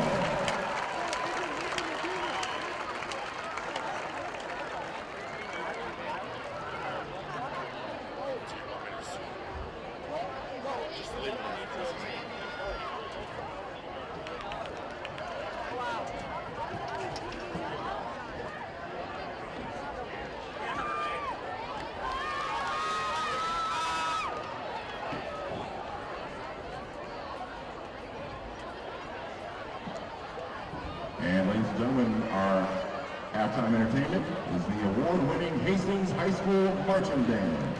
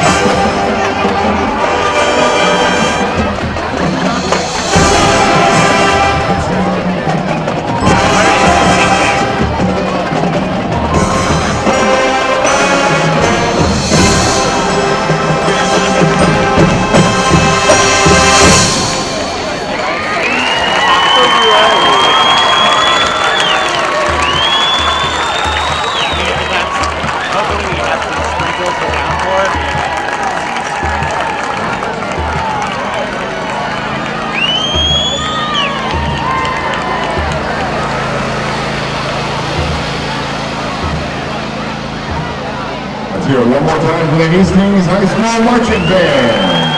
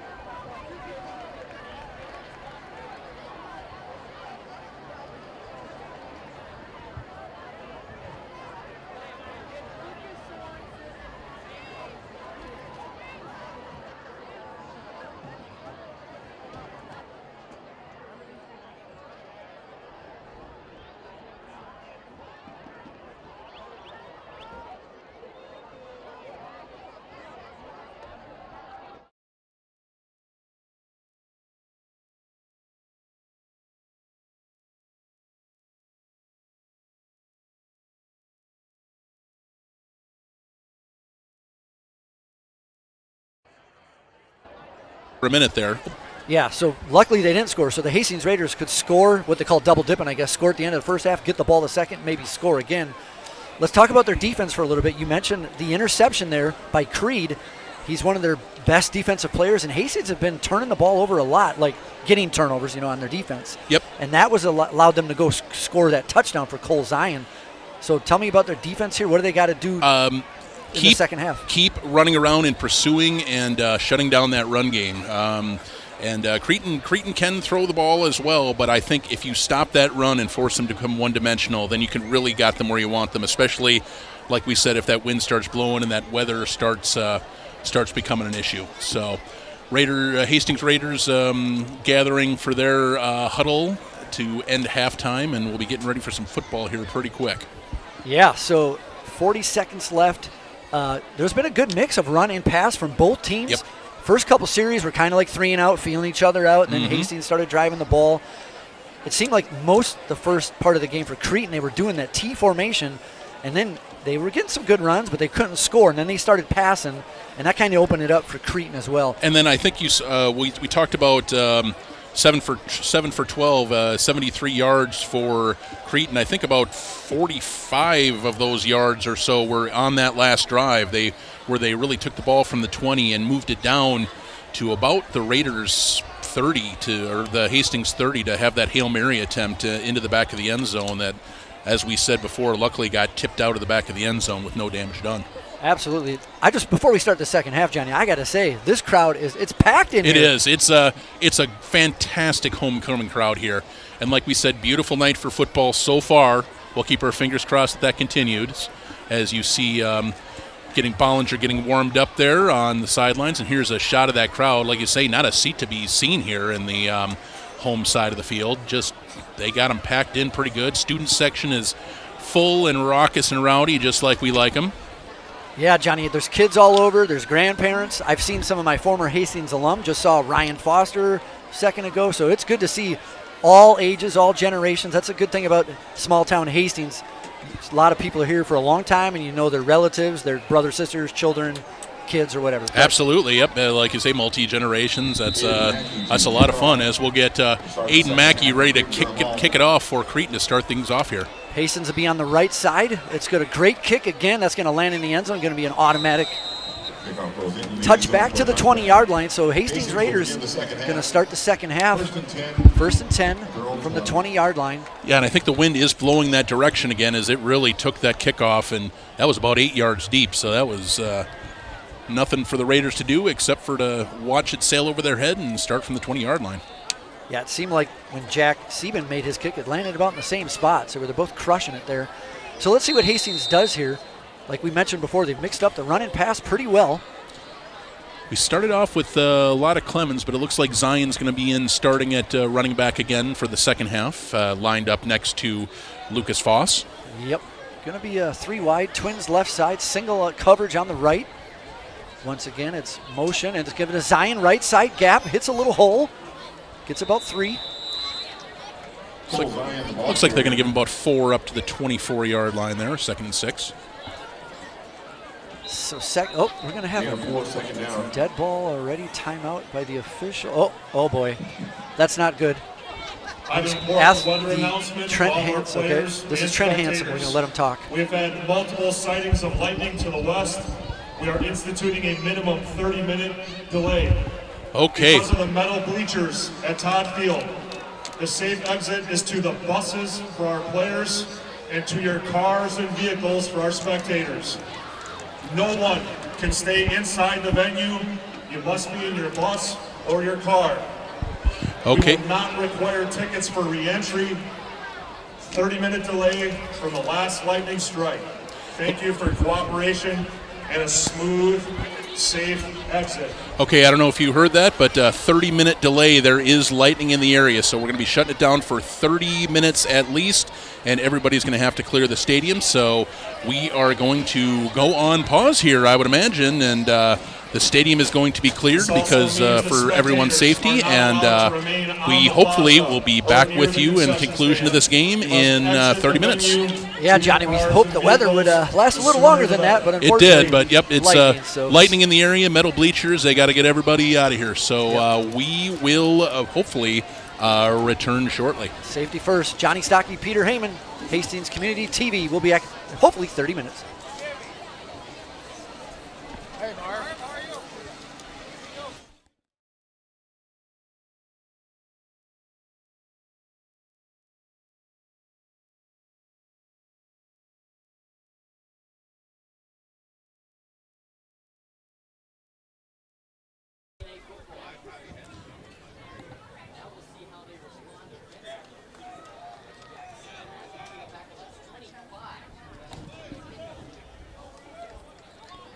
Okay.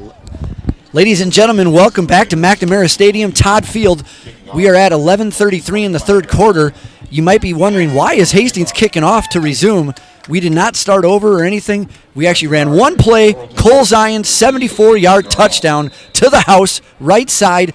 Extra point was good. It's now 21-7 Hastings Raiders, and they're kicking off to Cretin-Derham Hall. It's fielded cleanly on a run. That's their wide receiver making some moves there up the middle of the field, almost at a 50-yard line. And that kickoff, of course, was from deeper because there was an unsportsmanlike conduct penalty after the touchdown with some players leaving the bench. So that will give Creton excellent field position. But yeah, Hastings obviously not that shaken up by the delay. They got right back there, and like Peter said, first play off right tackle, and Cole Zion just broke it immediately to the house for 76 yards, 21-7 Hastings. Just want to repeat what athletic director Trent Hansen told everybody. Just thank you for your patience, and it took a team effort to get this back, so we'll get more to that later.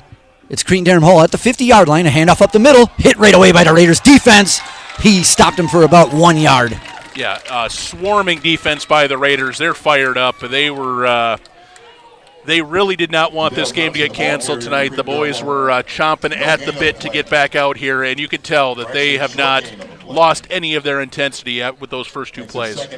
Absolutely. So Trent just wanted to say appreciate all the families, the fans, the policemen, everybody to be able to get this game back going. For those of you that are back online watching and you were here, hey, we'd love to have you back, but we understand you're at your house comfy. And it's Hastings Raiders Friday Night Football homecoming. It's 2nd down and 9. Creton back. There's a pass. It's almost picked off, but it hit right away. Nice tackle by the Raiders at the 45-yard line of Hastings. Yeah, once again, swarming to the tackle. That was a pass to number 11, Jalen Gales, their leading receiver on the season, but immediately hit and driven back. It'll be about 3rd and 3. That was Gales that ran the kickback, too, and you can see he's got some elusive speed and some moves there. He also scored the touchdown for them earlier. So Cole Zion with his 2nd touchdown of the day. If you're just getting online, he ran the first play back from the weather delay all the way to the house to make it 21-7 Hastings. Creton coming right back down now, already on the other side of Hastings. It's 3rd down and 3. It's a he's hit as he's throwing. It's incomplete pass.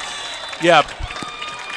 Big stick there by number 11, Vincent Zion there, just smacking the quarterback Bollinger as he tries to release the ball and causing an errant throw. 4th and 3. Yeah, Johnny, we've been talking about Hastings' defense, and that was the other Zion with a Y on D. Yep. After Zion with an I on O got the touchdown, so no relation, obviously. 4th and 3, it's looking like Creton is going to go for it here. Stay on the field, down 14. Down 14, it's almost Saturday. What the heck, why not?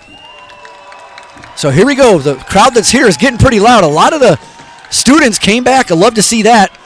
Bollinger rolls out. He's running for the first. He's got it, and he's hit out of bounds at the 35. He looked to the right, didn't see anybody, then it said, I'm getting the heck out of here.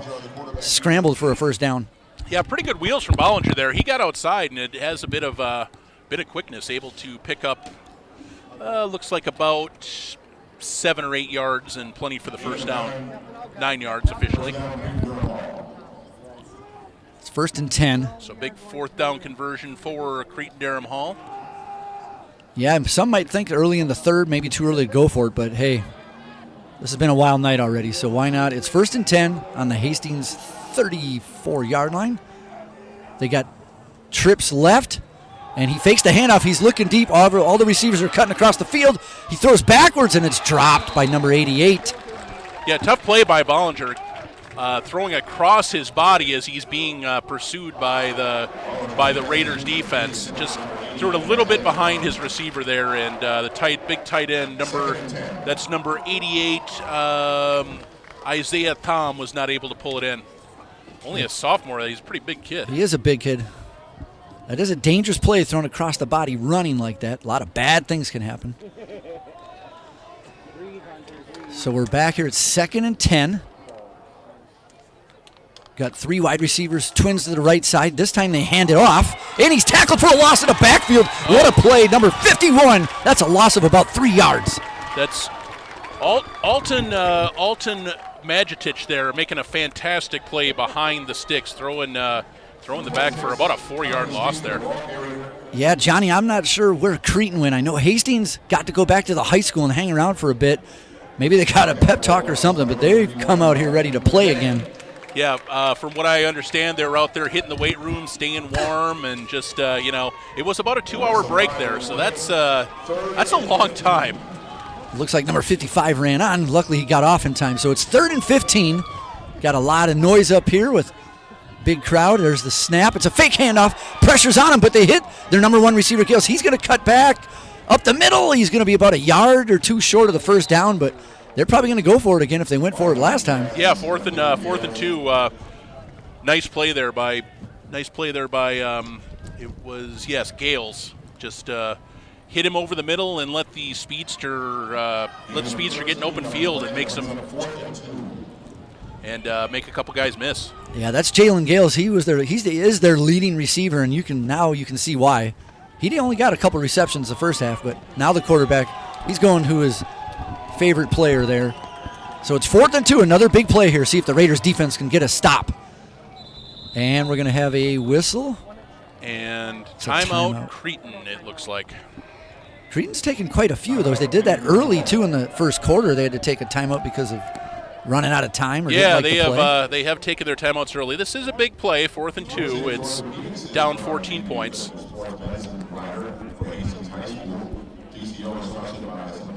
I want to give we got a little break. A shout out to the Hastings Community TV, especially Hunter Pinky. He has been running around here like a madman trying to get us set back up. And apologies for missing a few plays, but he was trying his hardest to get the camera back up, and luckily we can watch now. So appreciate everybody that's still watching at home. Hunter also wanted to give us thanks to Bruce Karnick of the Hastings Journal, who has taken over running a camera and has been hanging out here, coordinating things with AD Trent Hansen and making sure we can get this game, going. So a lot of people helping out to make this thing go. Absolutely. Here we go. 4th and 2. Creton still going for it.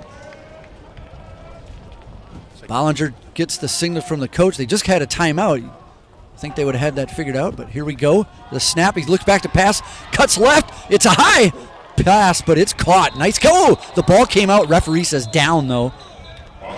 Raiders look like they jumped on. Hastings Raiders look like they jumped on it, but ref right there made a call right away. No doubt about that. First down, Creton. Yeah, that was Tolson, the reception. Nice leaping catch to keep this drive alive. Second 4th down conversion of the drive for Creton. Creton in a little hurry-up offense here. They got trips left. This time they hand it off the middle. Uh-oh, he's got a hole. He's on the left side. He breaks a tackle. He's tackled at about the 3-yard line. That's a good run there to the left side for Creton. They had been passing most of these last plays. That was a quick run to the left. Yeah, just that's Jadale Thompson, 25, just found a crease there and just slashed through it for about 16 yards to put Creton in close, 1st and goal. So they are at the 2-yard line. In the first half, we saw Cole Zion from the Raiders score from the 2. Let's see if Cretin-Derham Hall Raiders try the run. Trips left. They do hand it off. They hit him right away at the line, but he somehow sneaks through, and he's at the goal line. The referee's going to run in, and looks like he's just short. No touchdown signal yet. Yeah, it looked for a second like the Raiders had him behind the line of scrimmage, but good job keeping his leg moving and surging ahead, getting close to the goal line. Yeah, that was a tough run for a yard. It's 2nd and 1, but I'm going to say second like half a yard basically. Big play here for Hastings if they can keep him out of the end zone. If Creton scores, it's back-to-back touchdowns basically. And they're back to that T formation again. Let's see if the quarterback sneak it like Jalen Hurts. Nope, he goes back to hand it off. They hit him behind the line and they lost a yard. Oh, beautiful play there. That's number 30, Ryan Clemens, shooting in to make a tackle behind the line for a loss. Yeah, Johnny, a lot of people, they don't like that when you're about a half a yard from the end zone and you back up to hand it off and you could risk losing yards. That's exactly what happened there. A lot of people like the quarterback sneak there because he basically... That was, you could see Clemens streaking in off the right end, almost unblocked, and throwing the runner for about a 2-yard loss. All right, 3rd and 3. The T formation once again for Creton. No wide receivers. Oh, he doesn't... Oh, he throws it. Is that a... It's an incomplete pass. Hit as he's thrown by number 20. He had no time there. He turned his head, and there was a Hastings defender all over him. Yeah, it's Brady Nickel providing the pressure there. You can see coming in on the blitz and gets wrapped around him. Ball was in the area of receiver, so no grounding, but just no chance to catch that one. It was right at his feet. So it's going to be 4th and 3 from the 3-yard line. Another 4th down attempt for Creton. They've made the first 2 on this drive. This time they got twins left side. One running back there, back with the quarterback. They're down to 6 seconds on the play clock. He's unsure of the play. Let's see what kind of pressure Hastings brings. They're all coming. He floats at the back of the end zone. It's dropped. It's dropped. He had it, and he dropped it. Incomplete pass. Turnover on downs. Hastings Raiders football. Yeah, it looked like he had it for a second, and that was Cade Kimmis that put on the hit and jarred that ball loose. Let's take another look at it here.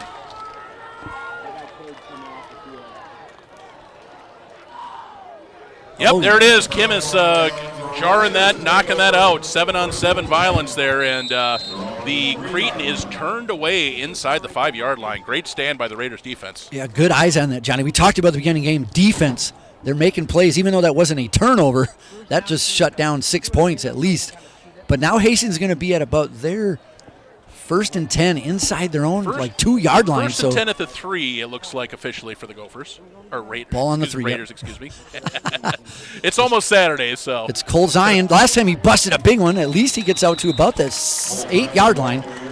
That's going to give a little breathing room for head coach and the quarterback back there.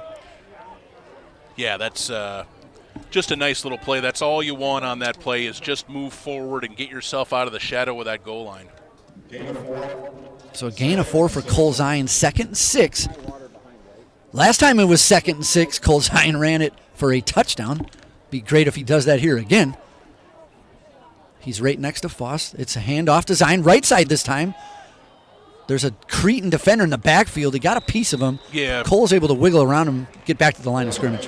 Good pursuit by Cretin there. They had a couple guys in the backfield on that play. Get another look at it here.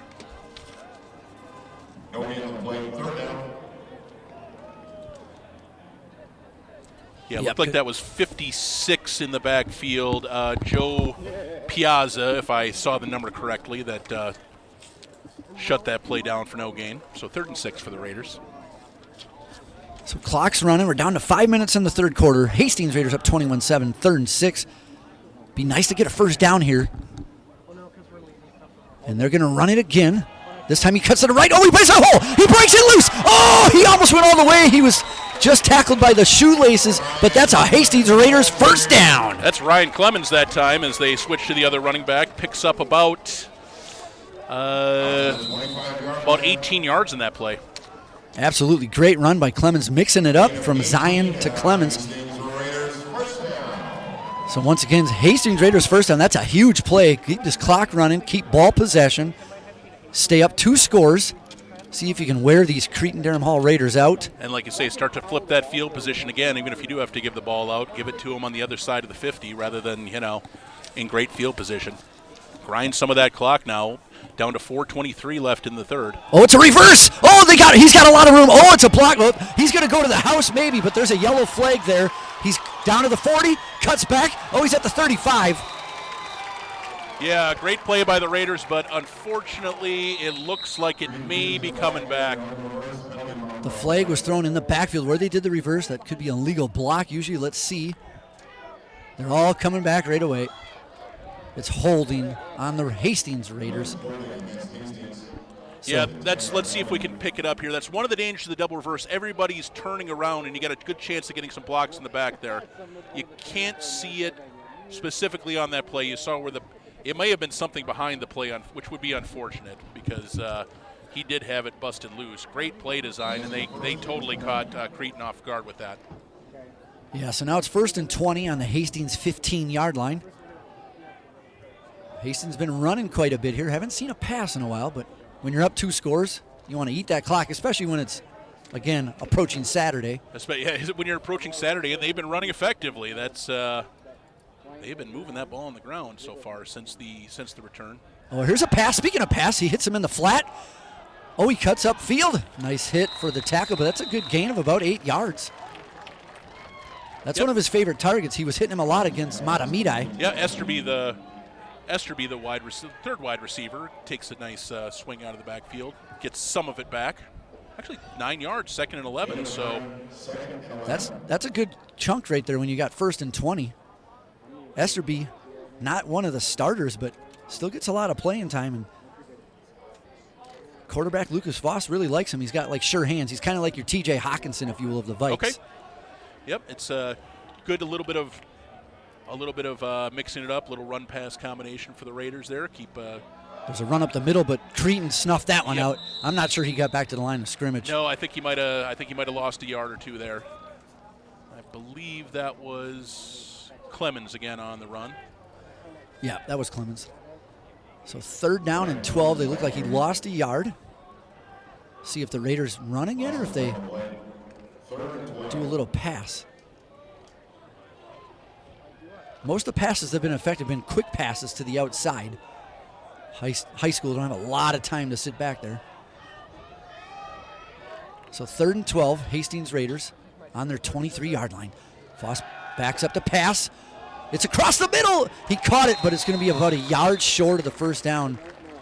He caught it. Good catch. He caught it going to the ground. 84 Jack Burdick. The ball was a little bit low, and he had to come back for it, which caused him to get back behind the sticks there. Yeah, I think if that ball was up a little higher, Johnny, I think he could catch it and lean forward for the first down there. But either way, at least, like you said, they got a little field position away from their end zone. At least they can punt it. And we have one of the better punters in the conference, Vincent Zion. Yeah, unfortunately, that the penalty once again is costly and killed momentum on that drive as the Raiders had it into Creton territory in that double reverse. But Zion punts it from about his 22-yard line. Nice high floater. Fair catch called, and he falls to the ground. Catch it. That's a dangerous catch, but he hangs on to it. Number 14 for Cretin-Derham Hall. They'll have the ball about the 43-yard line with about 2 minutes left in the third quarter.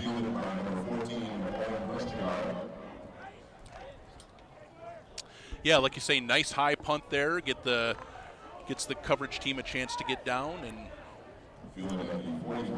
force the returner to call a fair catch. No chance to return it. He did a good job of making that catch, too. He had to run through a few defenders and a teammate. Could have easily fumbled that thing. Yeah, that's when you don't want to let go because you can get about a 25-yard roll there. But like you say, in traffic, you got to have a sure-handed returner back there. Cretin-Derham Hall twins on the right side, the short side of the field. Oh, it's a bad snap. He fumbles it. It's still loose. It's picked up by Creton, though. And the helmet comes off the quarterback. He might have to sit out a play here. Yeah, eventful play there. Just bad, as you'll be able to see here, bad snap. And Bollinger goes to pick it up and can't quite get it cleanly as 20, Brady Nickel is right on top of him. Once again, Nickel, they're all over the place in the last couple of drives. But it will be a big loss for Creton. It's going to be 2nd and 18. The ball's on the 35-yard line. Oh, and we have a flag on the side of Cretin-Derham Hall. Somebody must have said something or something. Let's see what this penalty is going to be. They're already way behind the flag stick at 2nd and 18. They might be further back. If we have an unsportsmanlike conduct against Cretin-Derham Hall. That's going to put them way in the hole here. That's going to make it 2nd and 33, if I'm doing my math correctly. That's what I come up with as well. And speaking of flipping the field has totally been flipped now. Yeah, one of those 15-yard penalties will do that in a real hurry. So we're at the 20-yard line. I didn't see exactly what happened on the unsportsmanlike conduct, but something obviously coming from the sideline there that. Bollinger hands it off. Oh, he's got a huge hole up the middle. That's a big chunk all the way back, almost to the beginning of the 10 yards where they needed to get a first down. So that's a huge run there for Cretin-Derham Hall. The middle of the Raiders defense sometimes is a little vulnerable. And you can see they ran that trap there and just Raiders maybe playing a little bit back, expecting the pass. Right. And that was 20 Sticka gets about 20 yards there, and it's still third down. Still third and long. It's still third and 12. Yeah, scoreboard says 3rd and 2, but it's really 3rd and 12. There's a pass back to the left side. He gets his man across the middle. It's caught. That's his number 1 man, Gales. He's still going. He's streaking down the left side, tackled at about the 18-yard line. So just like that, Creton goes from their own 20 down to our 20. Yeah, just 2 straight huge plays by Creton. The Raiders had him right where they wanted him and kind of let him slip out of their grasp there. Let's remember that couple plays right there, Johnny. It was 21-7 and like second and a mile. A mile. Yep. We could have easily made them punt, got the ball back at good field position, eat a lot of clock and score. Now Creton's threatening to score on our end. Third quarter winding down here. This time it's a handoff up the middle. Defenders are there. Oh, gets a couple tackles, but there's a yellow flag again. Yep, that was stick on the carry again, but let's see what the marker's all about. It's going to be a hold against Creton. So, Creton, yep. I'm going to say it was number 89 because Blake Clemens is the guy that was next to him, and we know that he is a man not to be reckoned with So they're going to do anything they can to try to stop him. Yeah, there were a couple guys. Lying on the turf there, and I assume that's where the flag comes from. So once again, Creton behind the sticks as the third quarter is running out. They don't have to snap it if they don't want, but they're down 14. If they can get up there, it might be behoove of them. So 1st and 20, 3 wide receivers, 1 in motion. They're looking at, we're going to have a probably false start. Yep. Oh, that's what the ref is indicating. So another penalty for Creton. That's quite a few this second half. Not sure what they were doing on this weather delay, but. Yeah, Creton's been running some good plays and moving the football, but they've just been shooting themselves in the foot. That's 30 yards worth of penalties on this drive so far. Speaking of Creton, looking across the field, there's a lot of Creton fans that stayed, so I want to appreciate the Creton fans that came down for the beginning, the ones that are still here, the ones that might be listening, driving home. But that's the end of the third quarter. Hastings Raiders up 21-7 over Creton. We'll take about a 30-second break. We'll be right back for more Hastings Raiders football. Actually, I believe... Push that trash that way, not this way. Come on. Oh, hey there. Do you like HCTV? That's one small step for Hastings and one giant leap for community television. Do you want a custom video that promotes your business or organization and gives you the results you're looking for? As an HCTV sponsor, our staff will work with your business or organization to create a custom video to promote your brand. You also have an option of getting a shout out in every sporting event we cover. And that's 3 points for your business. So support HCTV today! Go to hastingstv.org/sponsors for more information or to give a one-time donation.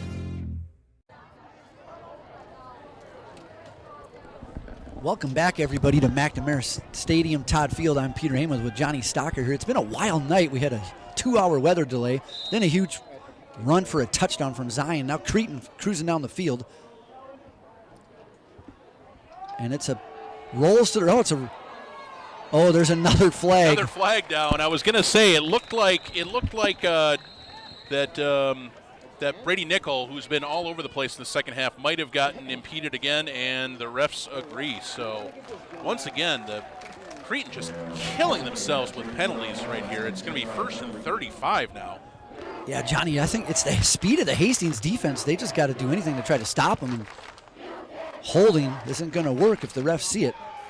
So 2 holds, a false start, and a personal foul on Creton this drive. 40 yards worth of penalties, and they managed to get past it the first time, but they put themselves in a rough position once again.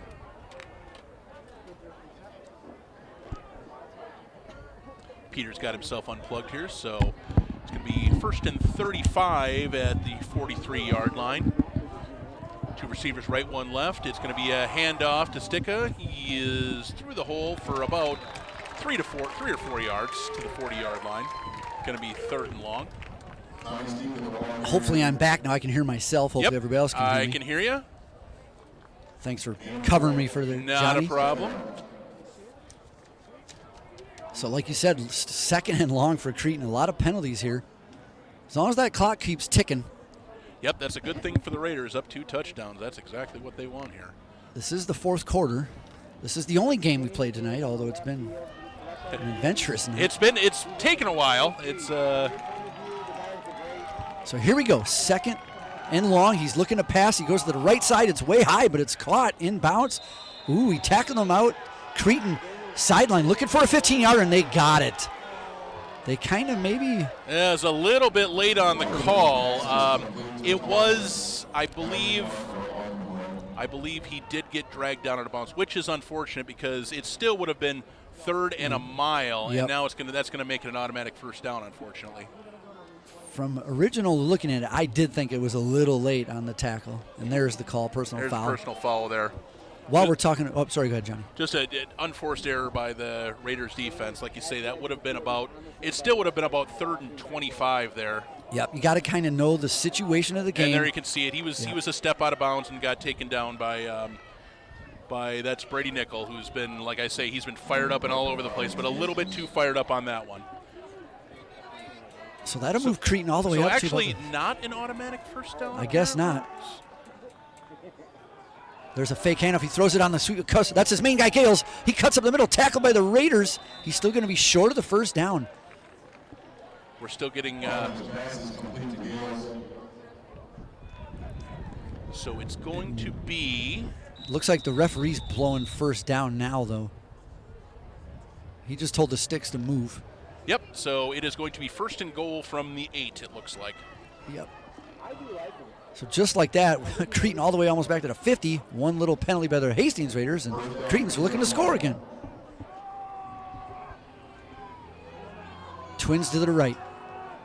Oh, it's a high snap. He somehow grabs it, hands off to his running back, bounces off a couple defenders. Hastings tackles him at the 2. They try to knock the ball loose. He's down to about the 3-yard line, it looks like. Yeah, about a 4-yard gain from Sticka there. Hard running inside. So Cretin down 2 touchdowns, not quite going at a fast pace. Yeah, not done yet. Hastings had a lot of chances to end this drive, and Cretin going backwards on penalties, and then Hastings got a big 15-yarder going the other way to keep the drive alive. 2nd down and 3. They're on the 3-yard line. Next to the student section, need to be loud here. It's a handoff up the middle, nobody there. He squeaks into the end zone for a Cretin-Derham Hall Raider touchdown. So yeah, crazy drive there. Jadale Thompson with the 3-yard run. That was back and forth. Cretin had first and a mile a couple times and managed to get all the way down the field and put it in the end zone to get themselves back in this game. 9:32 left and an extra point away from making it a 7-point game. Yeah, Johnny, just goes to show you one little mental mistake turns into a yellow flag, turns into an automatic first down, turns into a touchdown. So, number 9, Aiden Mackey back here to kick the extra point for Cretin-Derham Hall. It's blocked! It is blocked by the Raiders. And it's they cannot pick it up and return it. In high school, it's a dead ball. Okay. But still, that's a big point taken off the board. Huge play. Give a little momentum right back to the Hastings Raiders now. Let's see if we can get... Let's see who that was.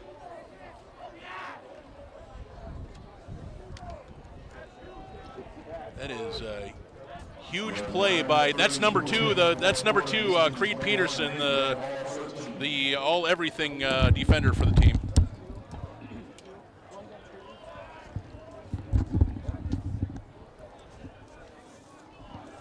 So, and yeah, that's a big point. Hey, buddy. Yeah, big point taken off the board for the Raiders there. Still up 8, getting the ball back with 9:32 left in this game. Yep, Creton's still within 1 score, if you will. They would just have to go for 2 if they can stop Hastings or get a turnover. 9:32 left in the 4th quarter. Hastings Raiders, homecoming night.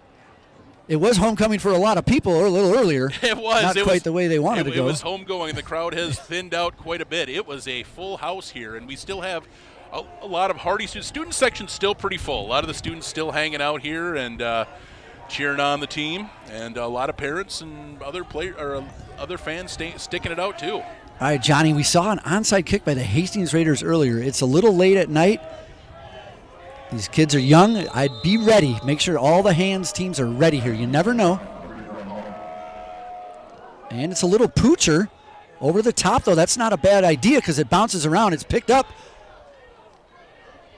And he runs it up to about the 23-yard line. Yep, as Cloutier fielding it well and just making sure that he gets the ball and gets out of bounds. And not sure if you saw that, but Pete McGinnis just launched a pass to the referee who ran about 10 yards, caught it at his shoelaces by his fingertips. Great play out of those two.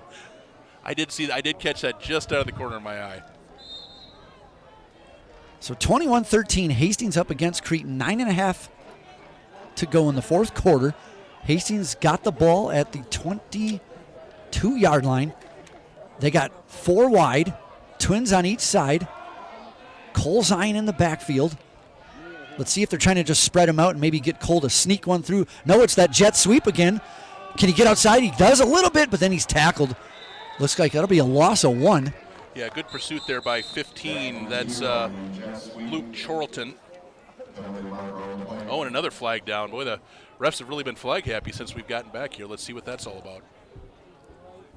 And that's a hold against the Raiders after Jack Coltier's run for -1. Let's see if Creton accepts it. Yes, they do. That'll make it 1st and 20. This is not what you want as Hastings Raiders. Yep, moving backwards. That's Creton had a lot of penalties on that negative plays in that last drive, but just managed to overcome it and punch that ball in the end zone to bring it back to 1 score. So Lucas Foss heads back in there. Got the play from the coach. It is 1st and 20, 14 seconds on the play clock. They got 3 wide. Twins on the right. It's a handoff left side. Oh, Cole Zion finds a little hole. He breaks it up there for about an 8-yard gain. Yeah, good job by Zion there. Just dragged that defender about 8 yards after first contact. I saw a Cretin-Derham player on the ground, Johnny. I was like, please, no flag again. No flag. Gain of 9. They're going to give him 9 yards. So 2nd and 11. That's a good run there for Cole. Helping the Raiders out. Try to get this first down here. Right now, that most important number on that board, I think, is that top one, 826, as it goes tick-tock, tick-tock. Yep, big play for Zion on 1st and 20, getting the Raiders some positive momentum going forward. They got the same formation. Cole Zion back. There's that jet sweep. This time he's going to go to pass. Oh, it's high. It's a nice catch, though, and that's about a yard short of a first down. That's the old Foss-to-Foss connection. Lucas to Matt. Yeah, and great catch by Foss there, because if that ball sails over his head, there's a safety right there waiting to pick that ball off. Very well said, Johnny.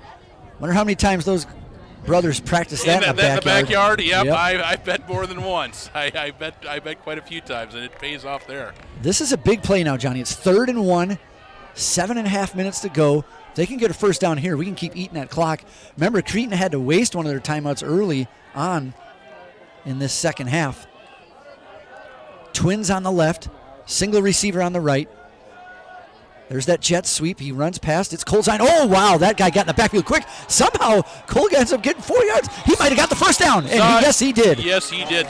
Zion he was hit behind the line, but once again, just surging forward and carrying defenders. That is a tough run, and that's a huge run. That should have been a tackle for loss. Yep. It would have been 4th down. More than likely, they're punting.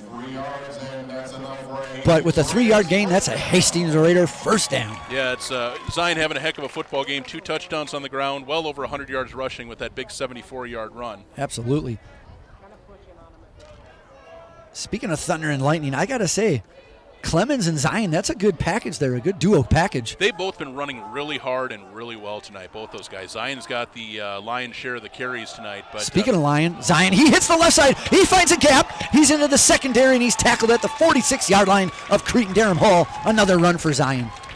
That one's going to go for about 21 more yards for Zion. That's going to, I don't have his exact numbers, but I feel like he's got to be getting close to that 140, 150 mark. He had quite a bit at half, and then, like you said, that big run, 74-yarder. I believe he had around 30 yards at halftime, and that 76-yard immediately put him over 100, and about 25 more there. So that's 2 rushes in a row, 2 first downs by Cole Zion. Twins right, single receiver left. Cole Zion still in the backfield.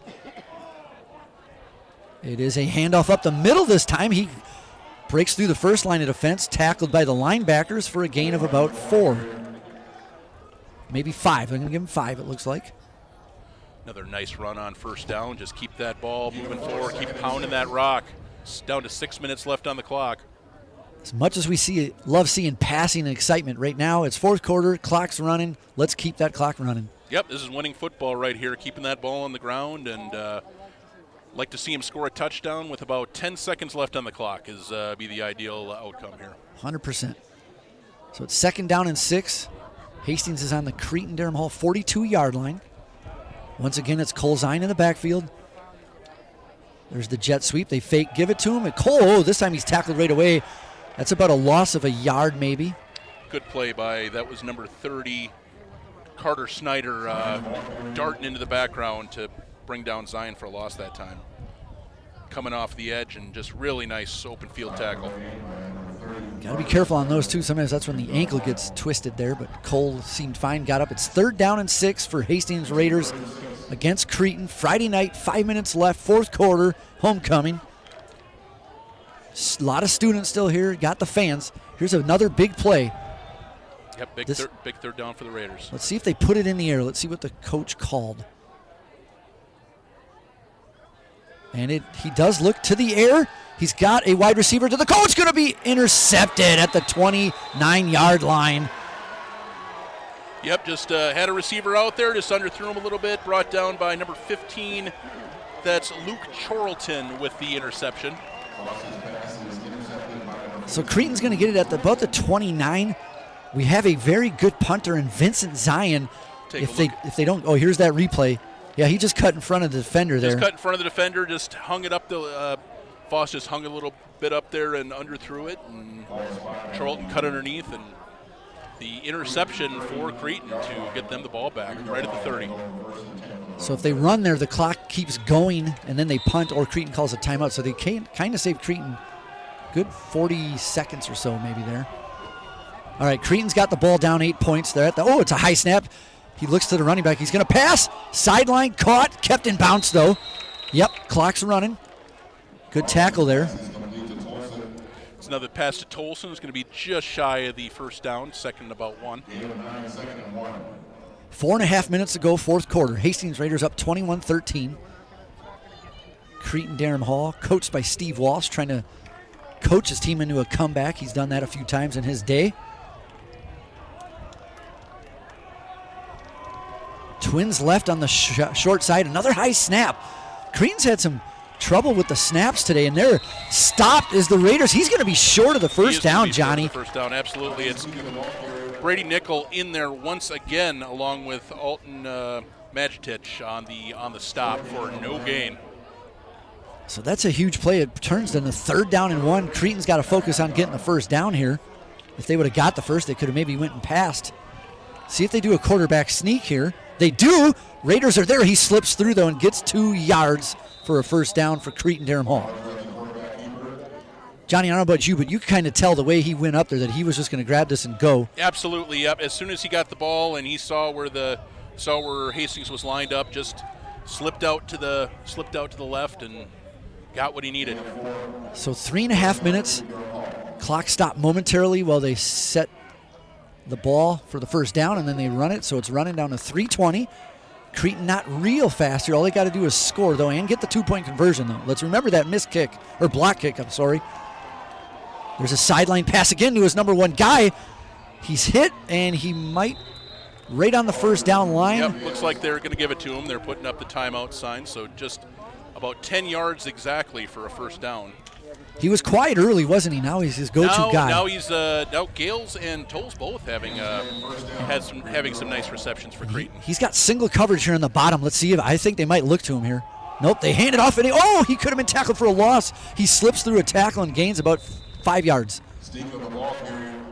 Yeah, Zion had him in the backfield, and just nice spin move there to kind of spin out of that tackle. Just nice play to keep the ball moving forward by 26 Sticka there. Yeah, they've been rotating their running backs, it seems like, every series. Time is down to 2:30. And not a lot of urgency. Creton really is kind of taking their time there. They figure this is it. This right. is their drive, and right. they're going to do it. They're going to take their time and make sure they're doing it right, not making any mistakes. They got the jet sweep going here. Split receivers both sides. It's a pass play to the right. Quarterback's running. He throws it away. That's an incomplete pass. That will stop the clock. The closest player to it was Blake Vanderhoff diving, but not quite able to get there. During the Two Rivers game, we saw a great interception by the Raiders laying out. So quarterback need to be careful here against this Hastings defense. They're stymie. So it's 2 minutes, 16 seconds. 3rd down and 6. Creton on the Hastings Raiders 43-yard line. Big play here. It's 4-down territory, obviously. Absolutely. Let's see if he goes to his main guy, number 11 on the bottom of the screen. He's looking that way. Now he looks right.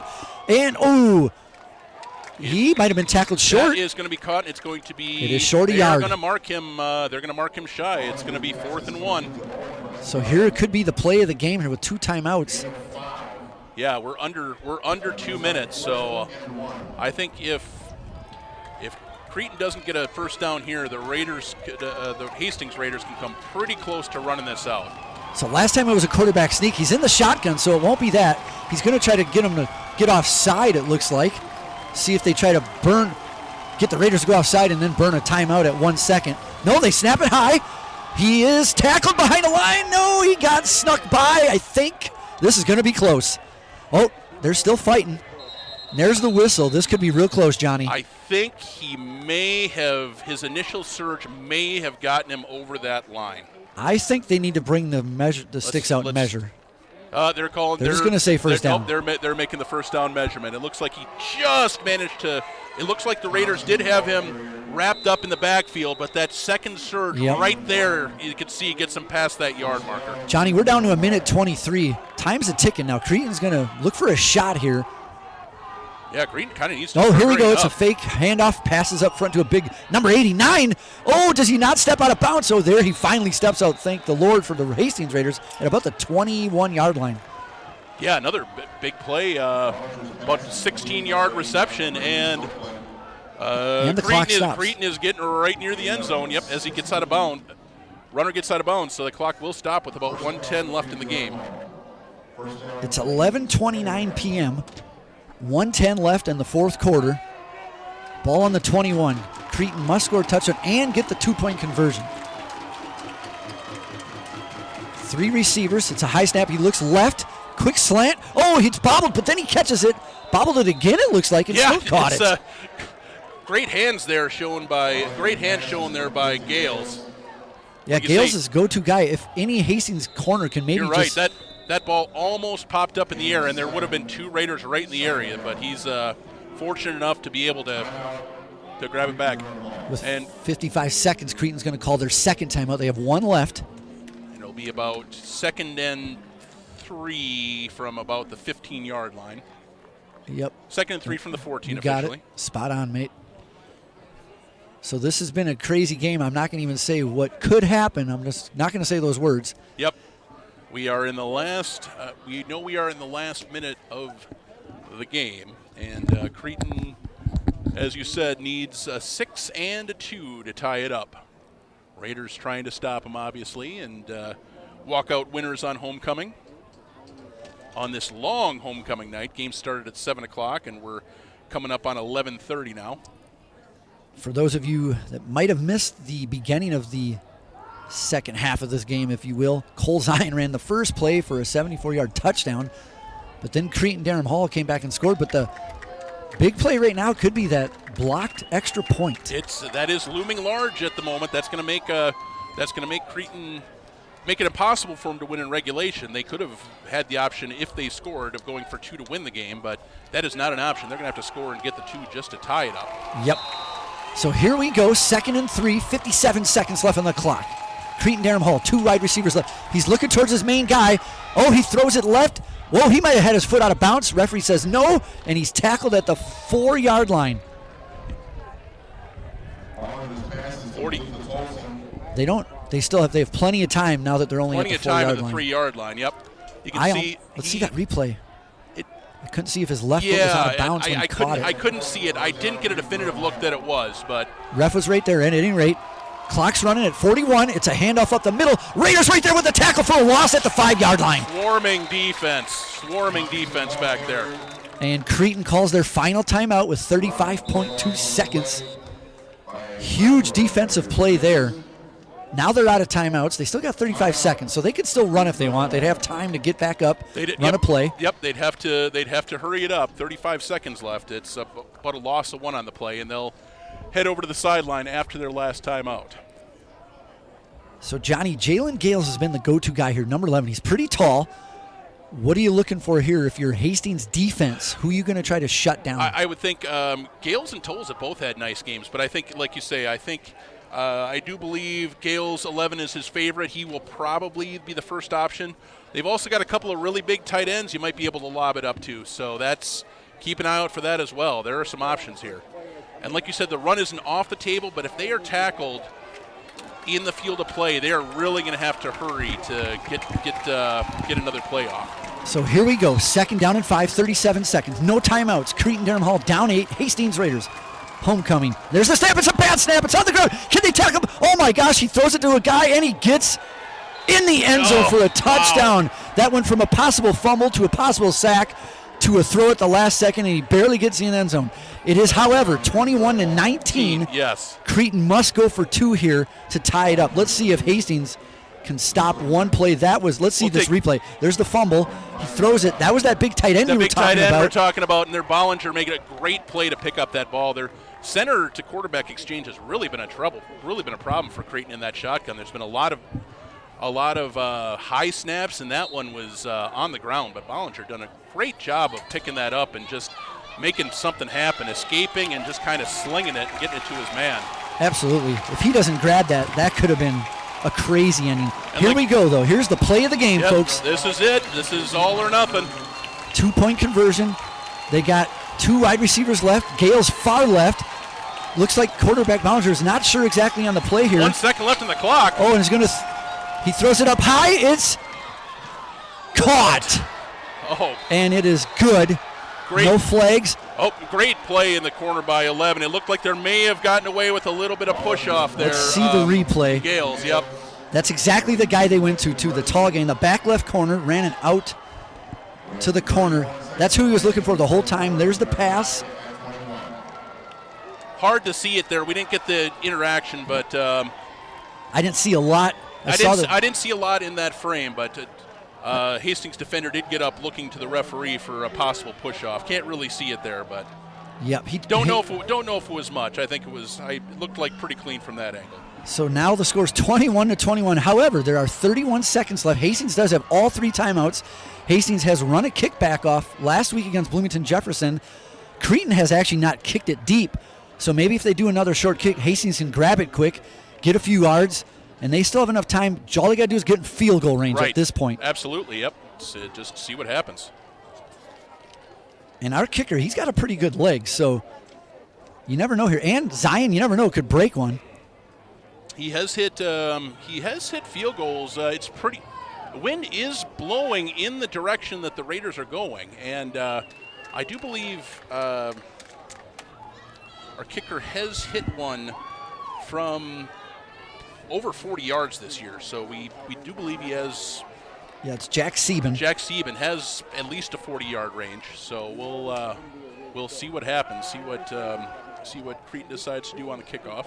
Hastings has 6 guys right here on the front row. 2 guys in the middle at the 30-yard line and 3 players back at the 10. Looks like he's going to – that's that chip shot again. If he can catch this, oh, boy. Grab the ball, get down. Oh, that could be a helmet. Just a little pooch there, and McGinnis just getting down with the ball, like you said. Johnny, that was not an easy play over there. No, it was not. He was kind of going over his shoulder there. So see what Hastings, if they try to. They got 3 timeouts. 3 timeouts left. Let's see if Hastings tries to make a play here. You don't want to make sure you don't turn the ball over is the number 1 priority. But if he passes, you almost got to have your receiver. He's got to be wide open, or you throw it away. They might do a little run. I just hope they don't do that run right up the middle. Maybe try to get Zion outside and around an edge. It is Zion back there.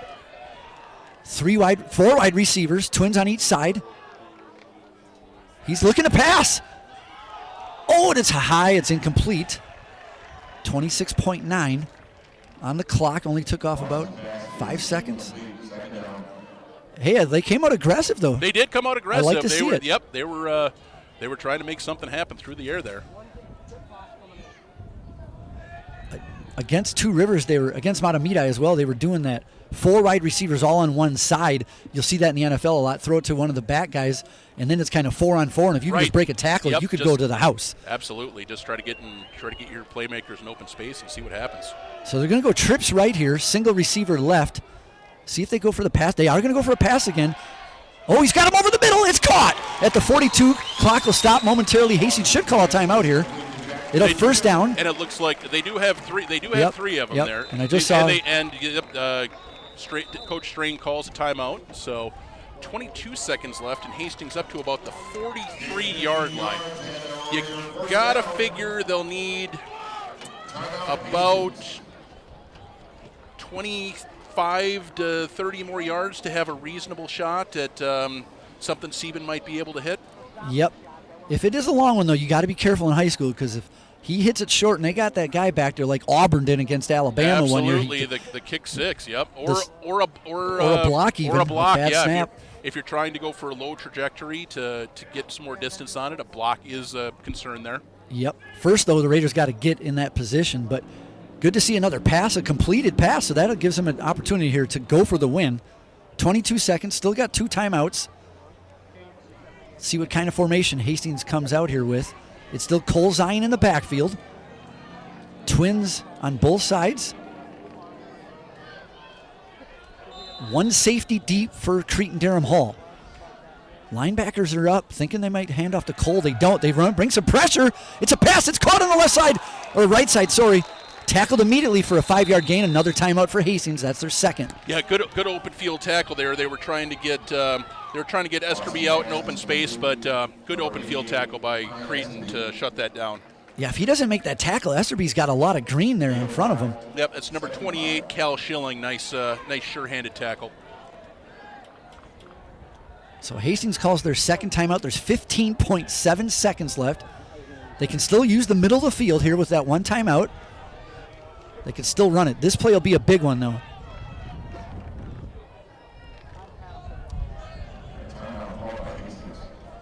Wouldn't be opposed to a pass to the sideline, maybe, just to save that timeout. Then you can take a shot down the middle. Only got about 2 or 3 plays left, depending on how they maneuver this. Trips on the left side. He's going to take a deep shot. Here it comes. It's a deep shot. He's got a man, but he overthrew him. Yep, little bit too far for his man Cloutier there. That was the speedster, Cloutier. I like that play, though. He's got a lot of speed. If he catches that, I think he goes to the house for the walk-off. So now it's 3rd and 5. That stops the clock with 11.6. Now the Raiders got to be a little careful here. If they throw an incomplete pass, now it's 4th down. Now it's 4th down, They have to do some thinking. So we'll see if they just run here, just to see if you can break one. Then again, if everybody's thinking that, hey, maybe you take the shot deep. Takes about 5 seconds off the clock. Creton really not going into a prevent. They're playing a pretty standard base defense here. I think that's smart, though. Once again, they're going to take another shot. He's got him. He throws the deep shot. It's going to be, he dropped. That could have been intercepted real easily by number 22. Now it is what we talked about. 4th down, 5.9 seconds. 5.9 seconds. So what do you do here? You could throw another pass and assume it's going to run try for the end zone and assume 5.9 seconds are going to run off the clock in the course of that play. So we'll see what Coach Strain decides to do. You could. Also, Vincent Zion is a great punter. He can boot it high, and I think that looks like what he's going to do. The punt team's coming out. He should be able to kick it up high enough. By the time it lands, the clock has expired. You just do have to be careful not to maybe you want to kick it out of bounds here and not give anybody a chance to return this. Raider coming on also late. Have to be very mindful of the block. Oh, there's a bad snap. He fielded it clean, thank the Lord. There's the punt. It's down the middle of the field. Creton just going to let it go, and that's the end of the clock as an expire right there. Good hustle, though, by the Raider. Good hustle. It technically does go into the end zone for a touchback on the play, but doesn't matter. Raiders are just trying to kill off the clock, and they managed to do that. So we are going to have bonus football here. It's 11:42. Why not have bonus football after we've already had a 2-hour break? I mean, what the heck, folks? Yeah, have a little bit of everything here tonight. We are going to stay on the air here while we have a little break. They're going to have the captain's going to have to go back out there with the refs, do another coin toss, figure out who wants the ball first, not. Raiders were up 21-13. Creton made a great drive down the field and had to go for the 2-point conversion. Yeah, Raiders multiple chances to get stops on that drive. They had them behind the sticks a couple of times with some penalties and some bad plays, and Creton just persevered. They made a big play every time they needed to, and a big personal foul on Hastings really aided that drive as well. Yeah, you see the coaches talking to the Raiders out there. I can see him pointing the way you were pointing earlier about the wind, how the wind's going that way, he's saying we want to go that way. So that's very smart, already thinking. Okay, yep. So it looks like they put about 2.5 minutes up on the clock here to get things set up for the overtime.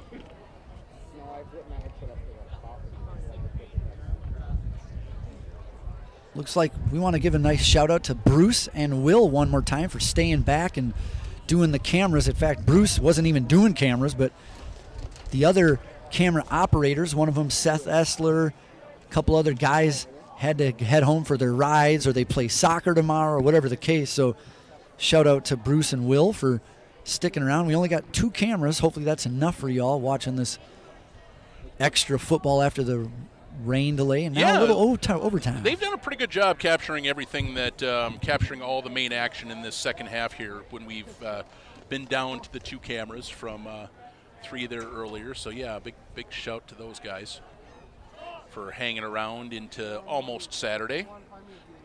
Might very well be by the time this thing is over. So about a 1.5-minute break left, and it looks like the captains are going to head out to the center of the field for the coin toss to determine who's going to get that ball first. 3 captains for the Raiders, 2 captains for, well, Hastings Raiders, sorry. Creton has 2 players come out. We'll see what happens here. Thanks, everybody, if you're still awake. It is Friday night, so past most of our bedtime, but hey, it's homecoming. High school football, nothing better than this. Oh, sorry, a little technical difficulty there. So, yeah, as Peter was saying, a little homecoming extra football for us here. Apologies, folks. A little technical difficulty, like my partner said over here. Yeah, just we had to really kind of hustle to get things put back together after the delay. Everything, we were sitting outside here, so everything was taken apart and put inside to protect the equipment. So, as we said before, Hunter really scrambling to get everything pieced back together as we were rushing to get things going for the second half. And unfortunately, it looks like Hastings is going to be defending the west side. Okay.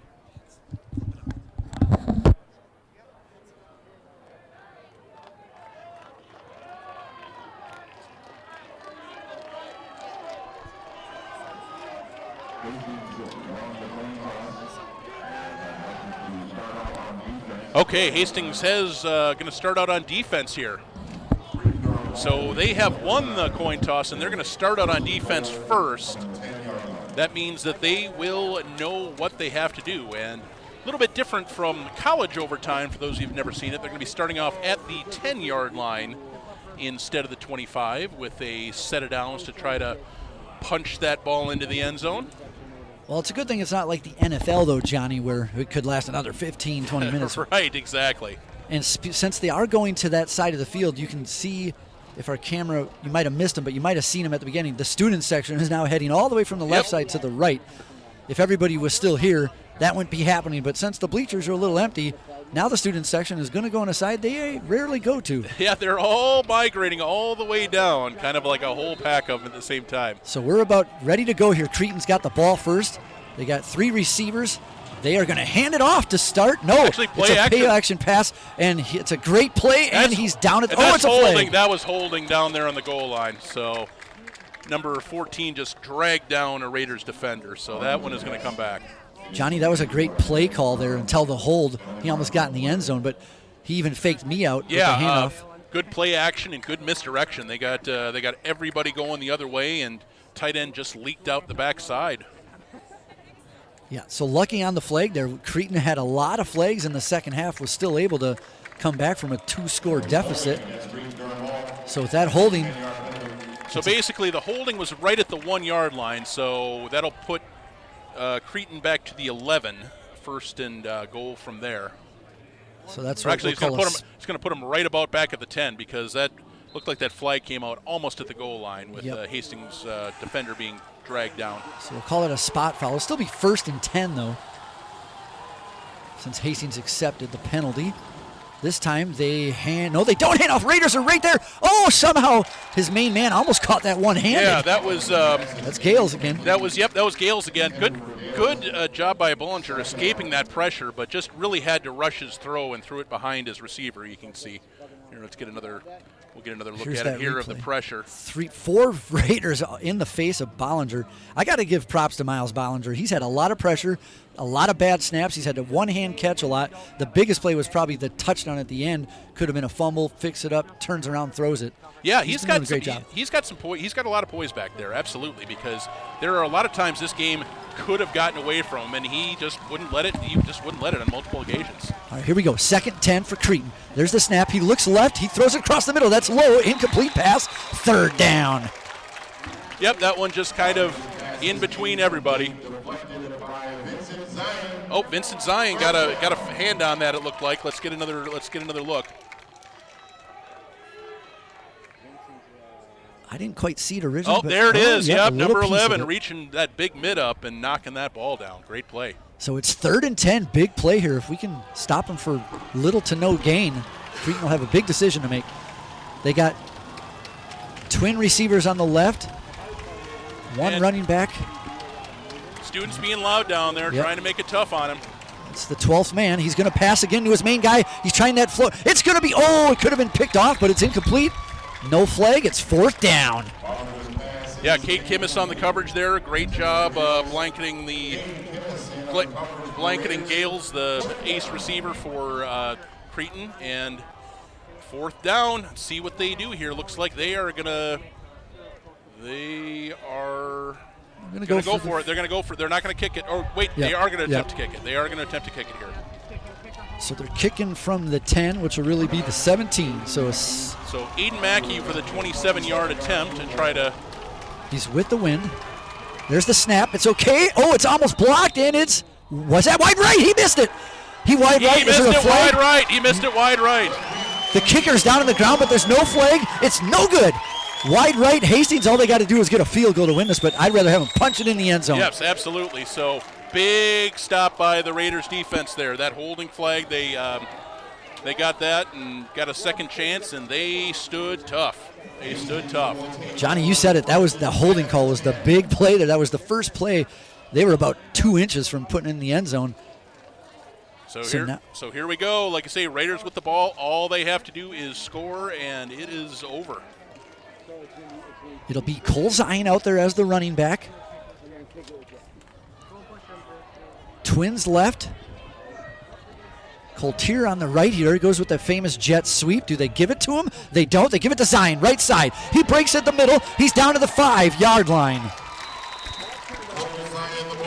Good hard run for Zion. Good ball security, making sure he's got that wrapped up and gets him about halfway there. 100% agree, Johnny. I like just hand it off here. No chance of an interception or deflected pass. Let's just run it down their throat, get the touchdown, and walk out of here victorious.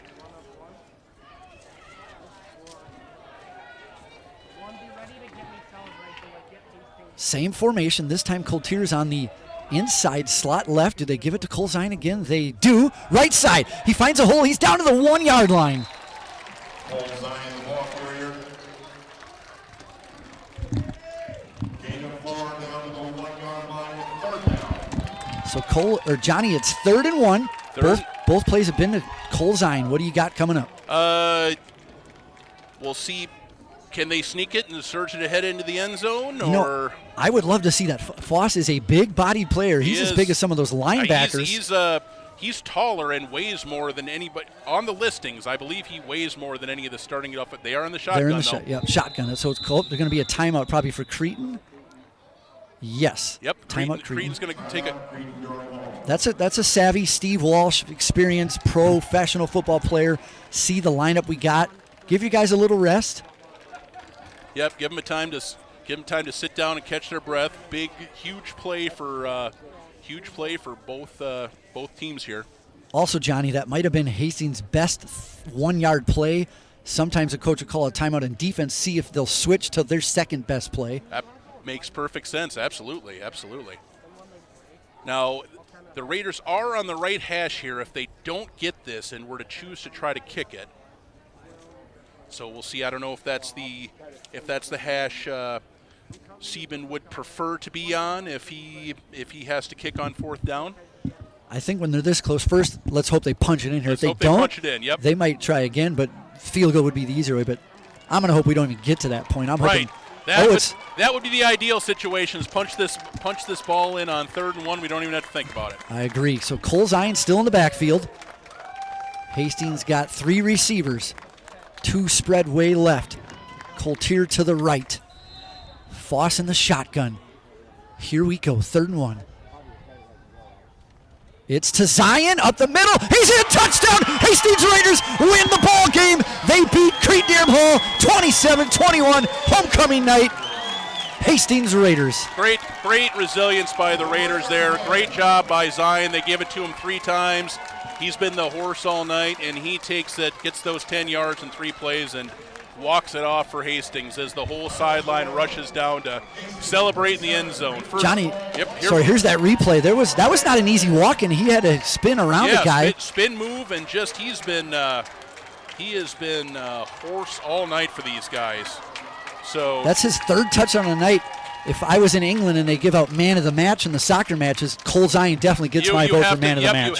You have to count him as the player of the game. Great defensive effort all around. Some great plays by Peterson in there. Brady Nickel was all over the place, making plays out there today. Vincent Zion on defense, flying all over the place. Yeah. Creed Peterson with that big play, the big interception. Yep. Here we'll get another look at the scoring for. That was the touchdown. That was a touchdown Hall. earlier. Unfortunately, Hastings' long run we do not have on tape because we were just getting back there. And here's the other touchdown. Yep. Just that great play by Bollinger, scooping that ball off the ground and under pressure, flipping it out there. And here we'll see the game-winning touchdown. Yep. There's Zion right up the middle. There's number 22. Zion does a nice spin and right into the end zone, and he's got the win right there. Would not be denied on that play. Absolutely not. We didn't have to see a 4th down. Did we make it to Saturday? We were 5 minutes short of making it to Saturday. Yep. So Hastings Raiders 27-21. Here's our upcoming broadcast. October 3rd, it's a doubleheader for the soccer team against South St. Paul. The next day it'll be volleyball, also against South St. Paul. Then on October 5th, it's another soccer doubleheader versus Simley. And then another football match on October 18th against Cooper, right here at McNamara Stadium, Todd Field. Well, Johnny, even though we filled in, I had a blast with you. Absolutely. We'll get some credits read here. Go ahead. So we want a big shout out, big shout out to the producer, director, Hunter Pinky. Stayed and did a lot of work. Camera operators, Tori Selner, Will Seelan, Kurt Radke, Ian Andersek. Again, graphics are Hunter Pinky. And a big shout out to my partner tonight, Johnny Stocker. I'm Peter Heyman. I still want to give a big shout out to Tuck and Owen, who couldn't make it tonight. Absolutely. Guys, thanks for letting us do it. You would have had to stay here till almost midnight, so maybe it was good timing on your part. Absolutely. And we wanted to give Hunter wanted to make sure we give one extra shout out to Bruce Karnick, who took over in the second half. And thanks to Hunter for letting us do this. I mean, like you say, unfortunate that Owen and Tuck couldn't be here tonight, but I had a blast doing it. Peter, I hope you did too. I really enjoyed meeting you and calling the game with you. So I had a great time, Johnny. So for the Hastings Community Television, Hastings Raiders win. They beat Cretin-Derham Hall 27-21. Do we want to recap a few of the stats? So I think we got Cole Zion getting 3 touchdowns. Three touchdowns for Cole Zion and up near 150 yards. And I think the stats should all be online tomorrow for everybody that wants to take a look at that. We don't have them in front of us. But, again, thank you for joining us. I had a great time tonight. Yep. Thanks, everybody. This is Peter Heyman, Johnny Stocker, signing off. Hastings Raiders win 27-21. Hastings Community Television. Have a great weekend.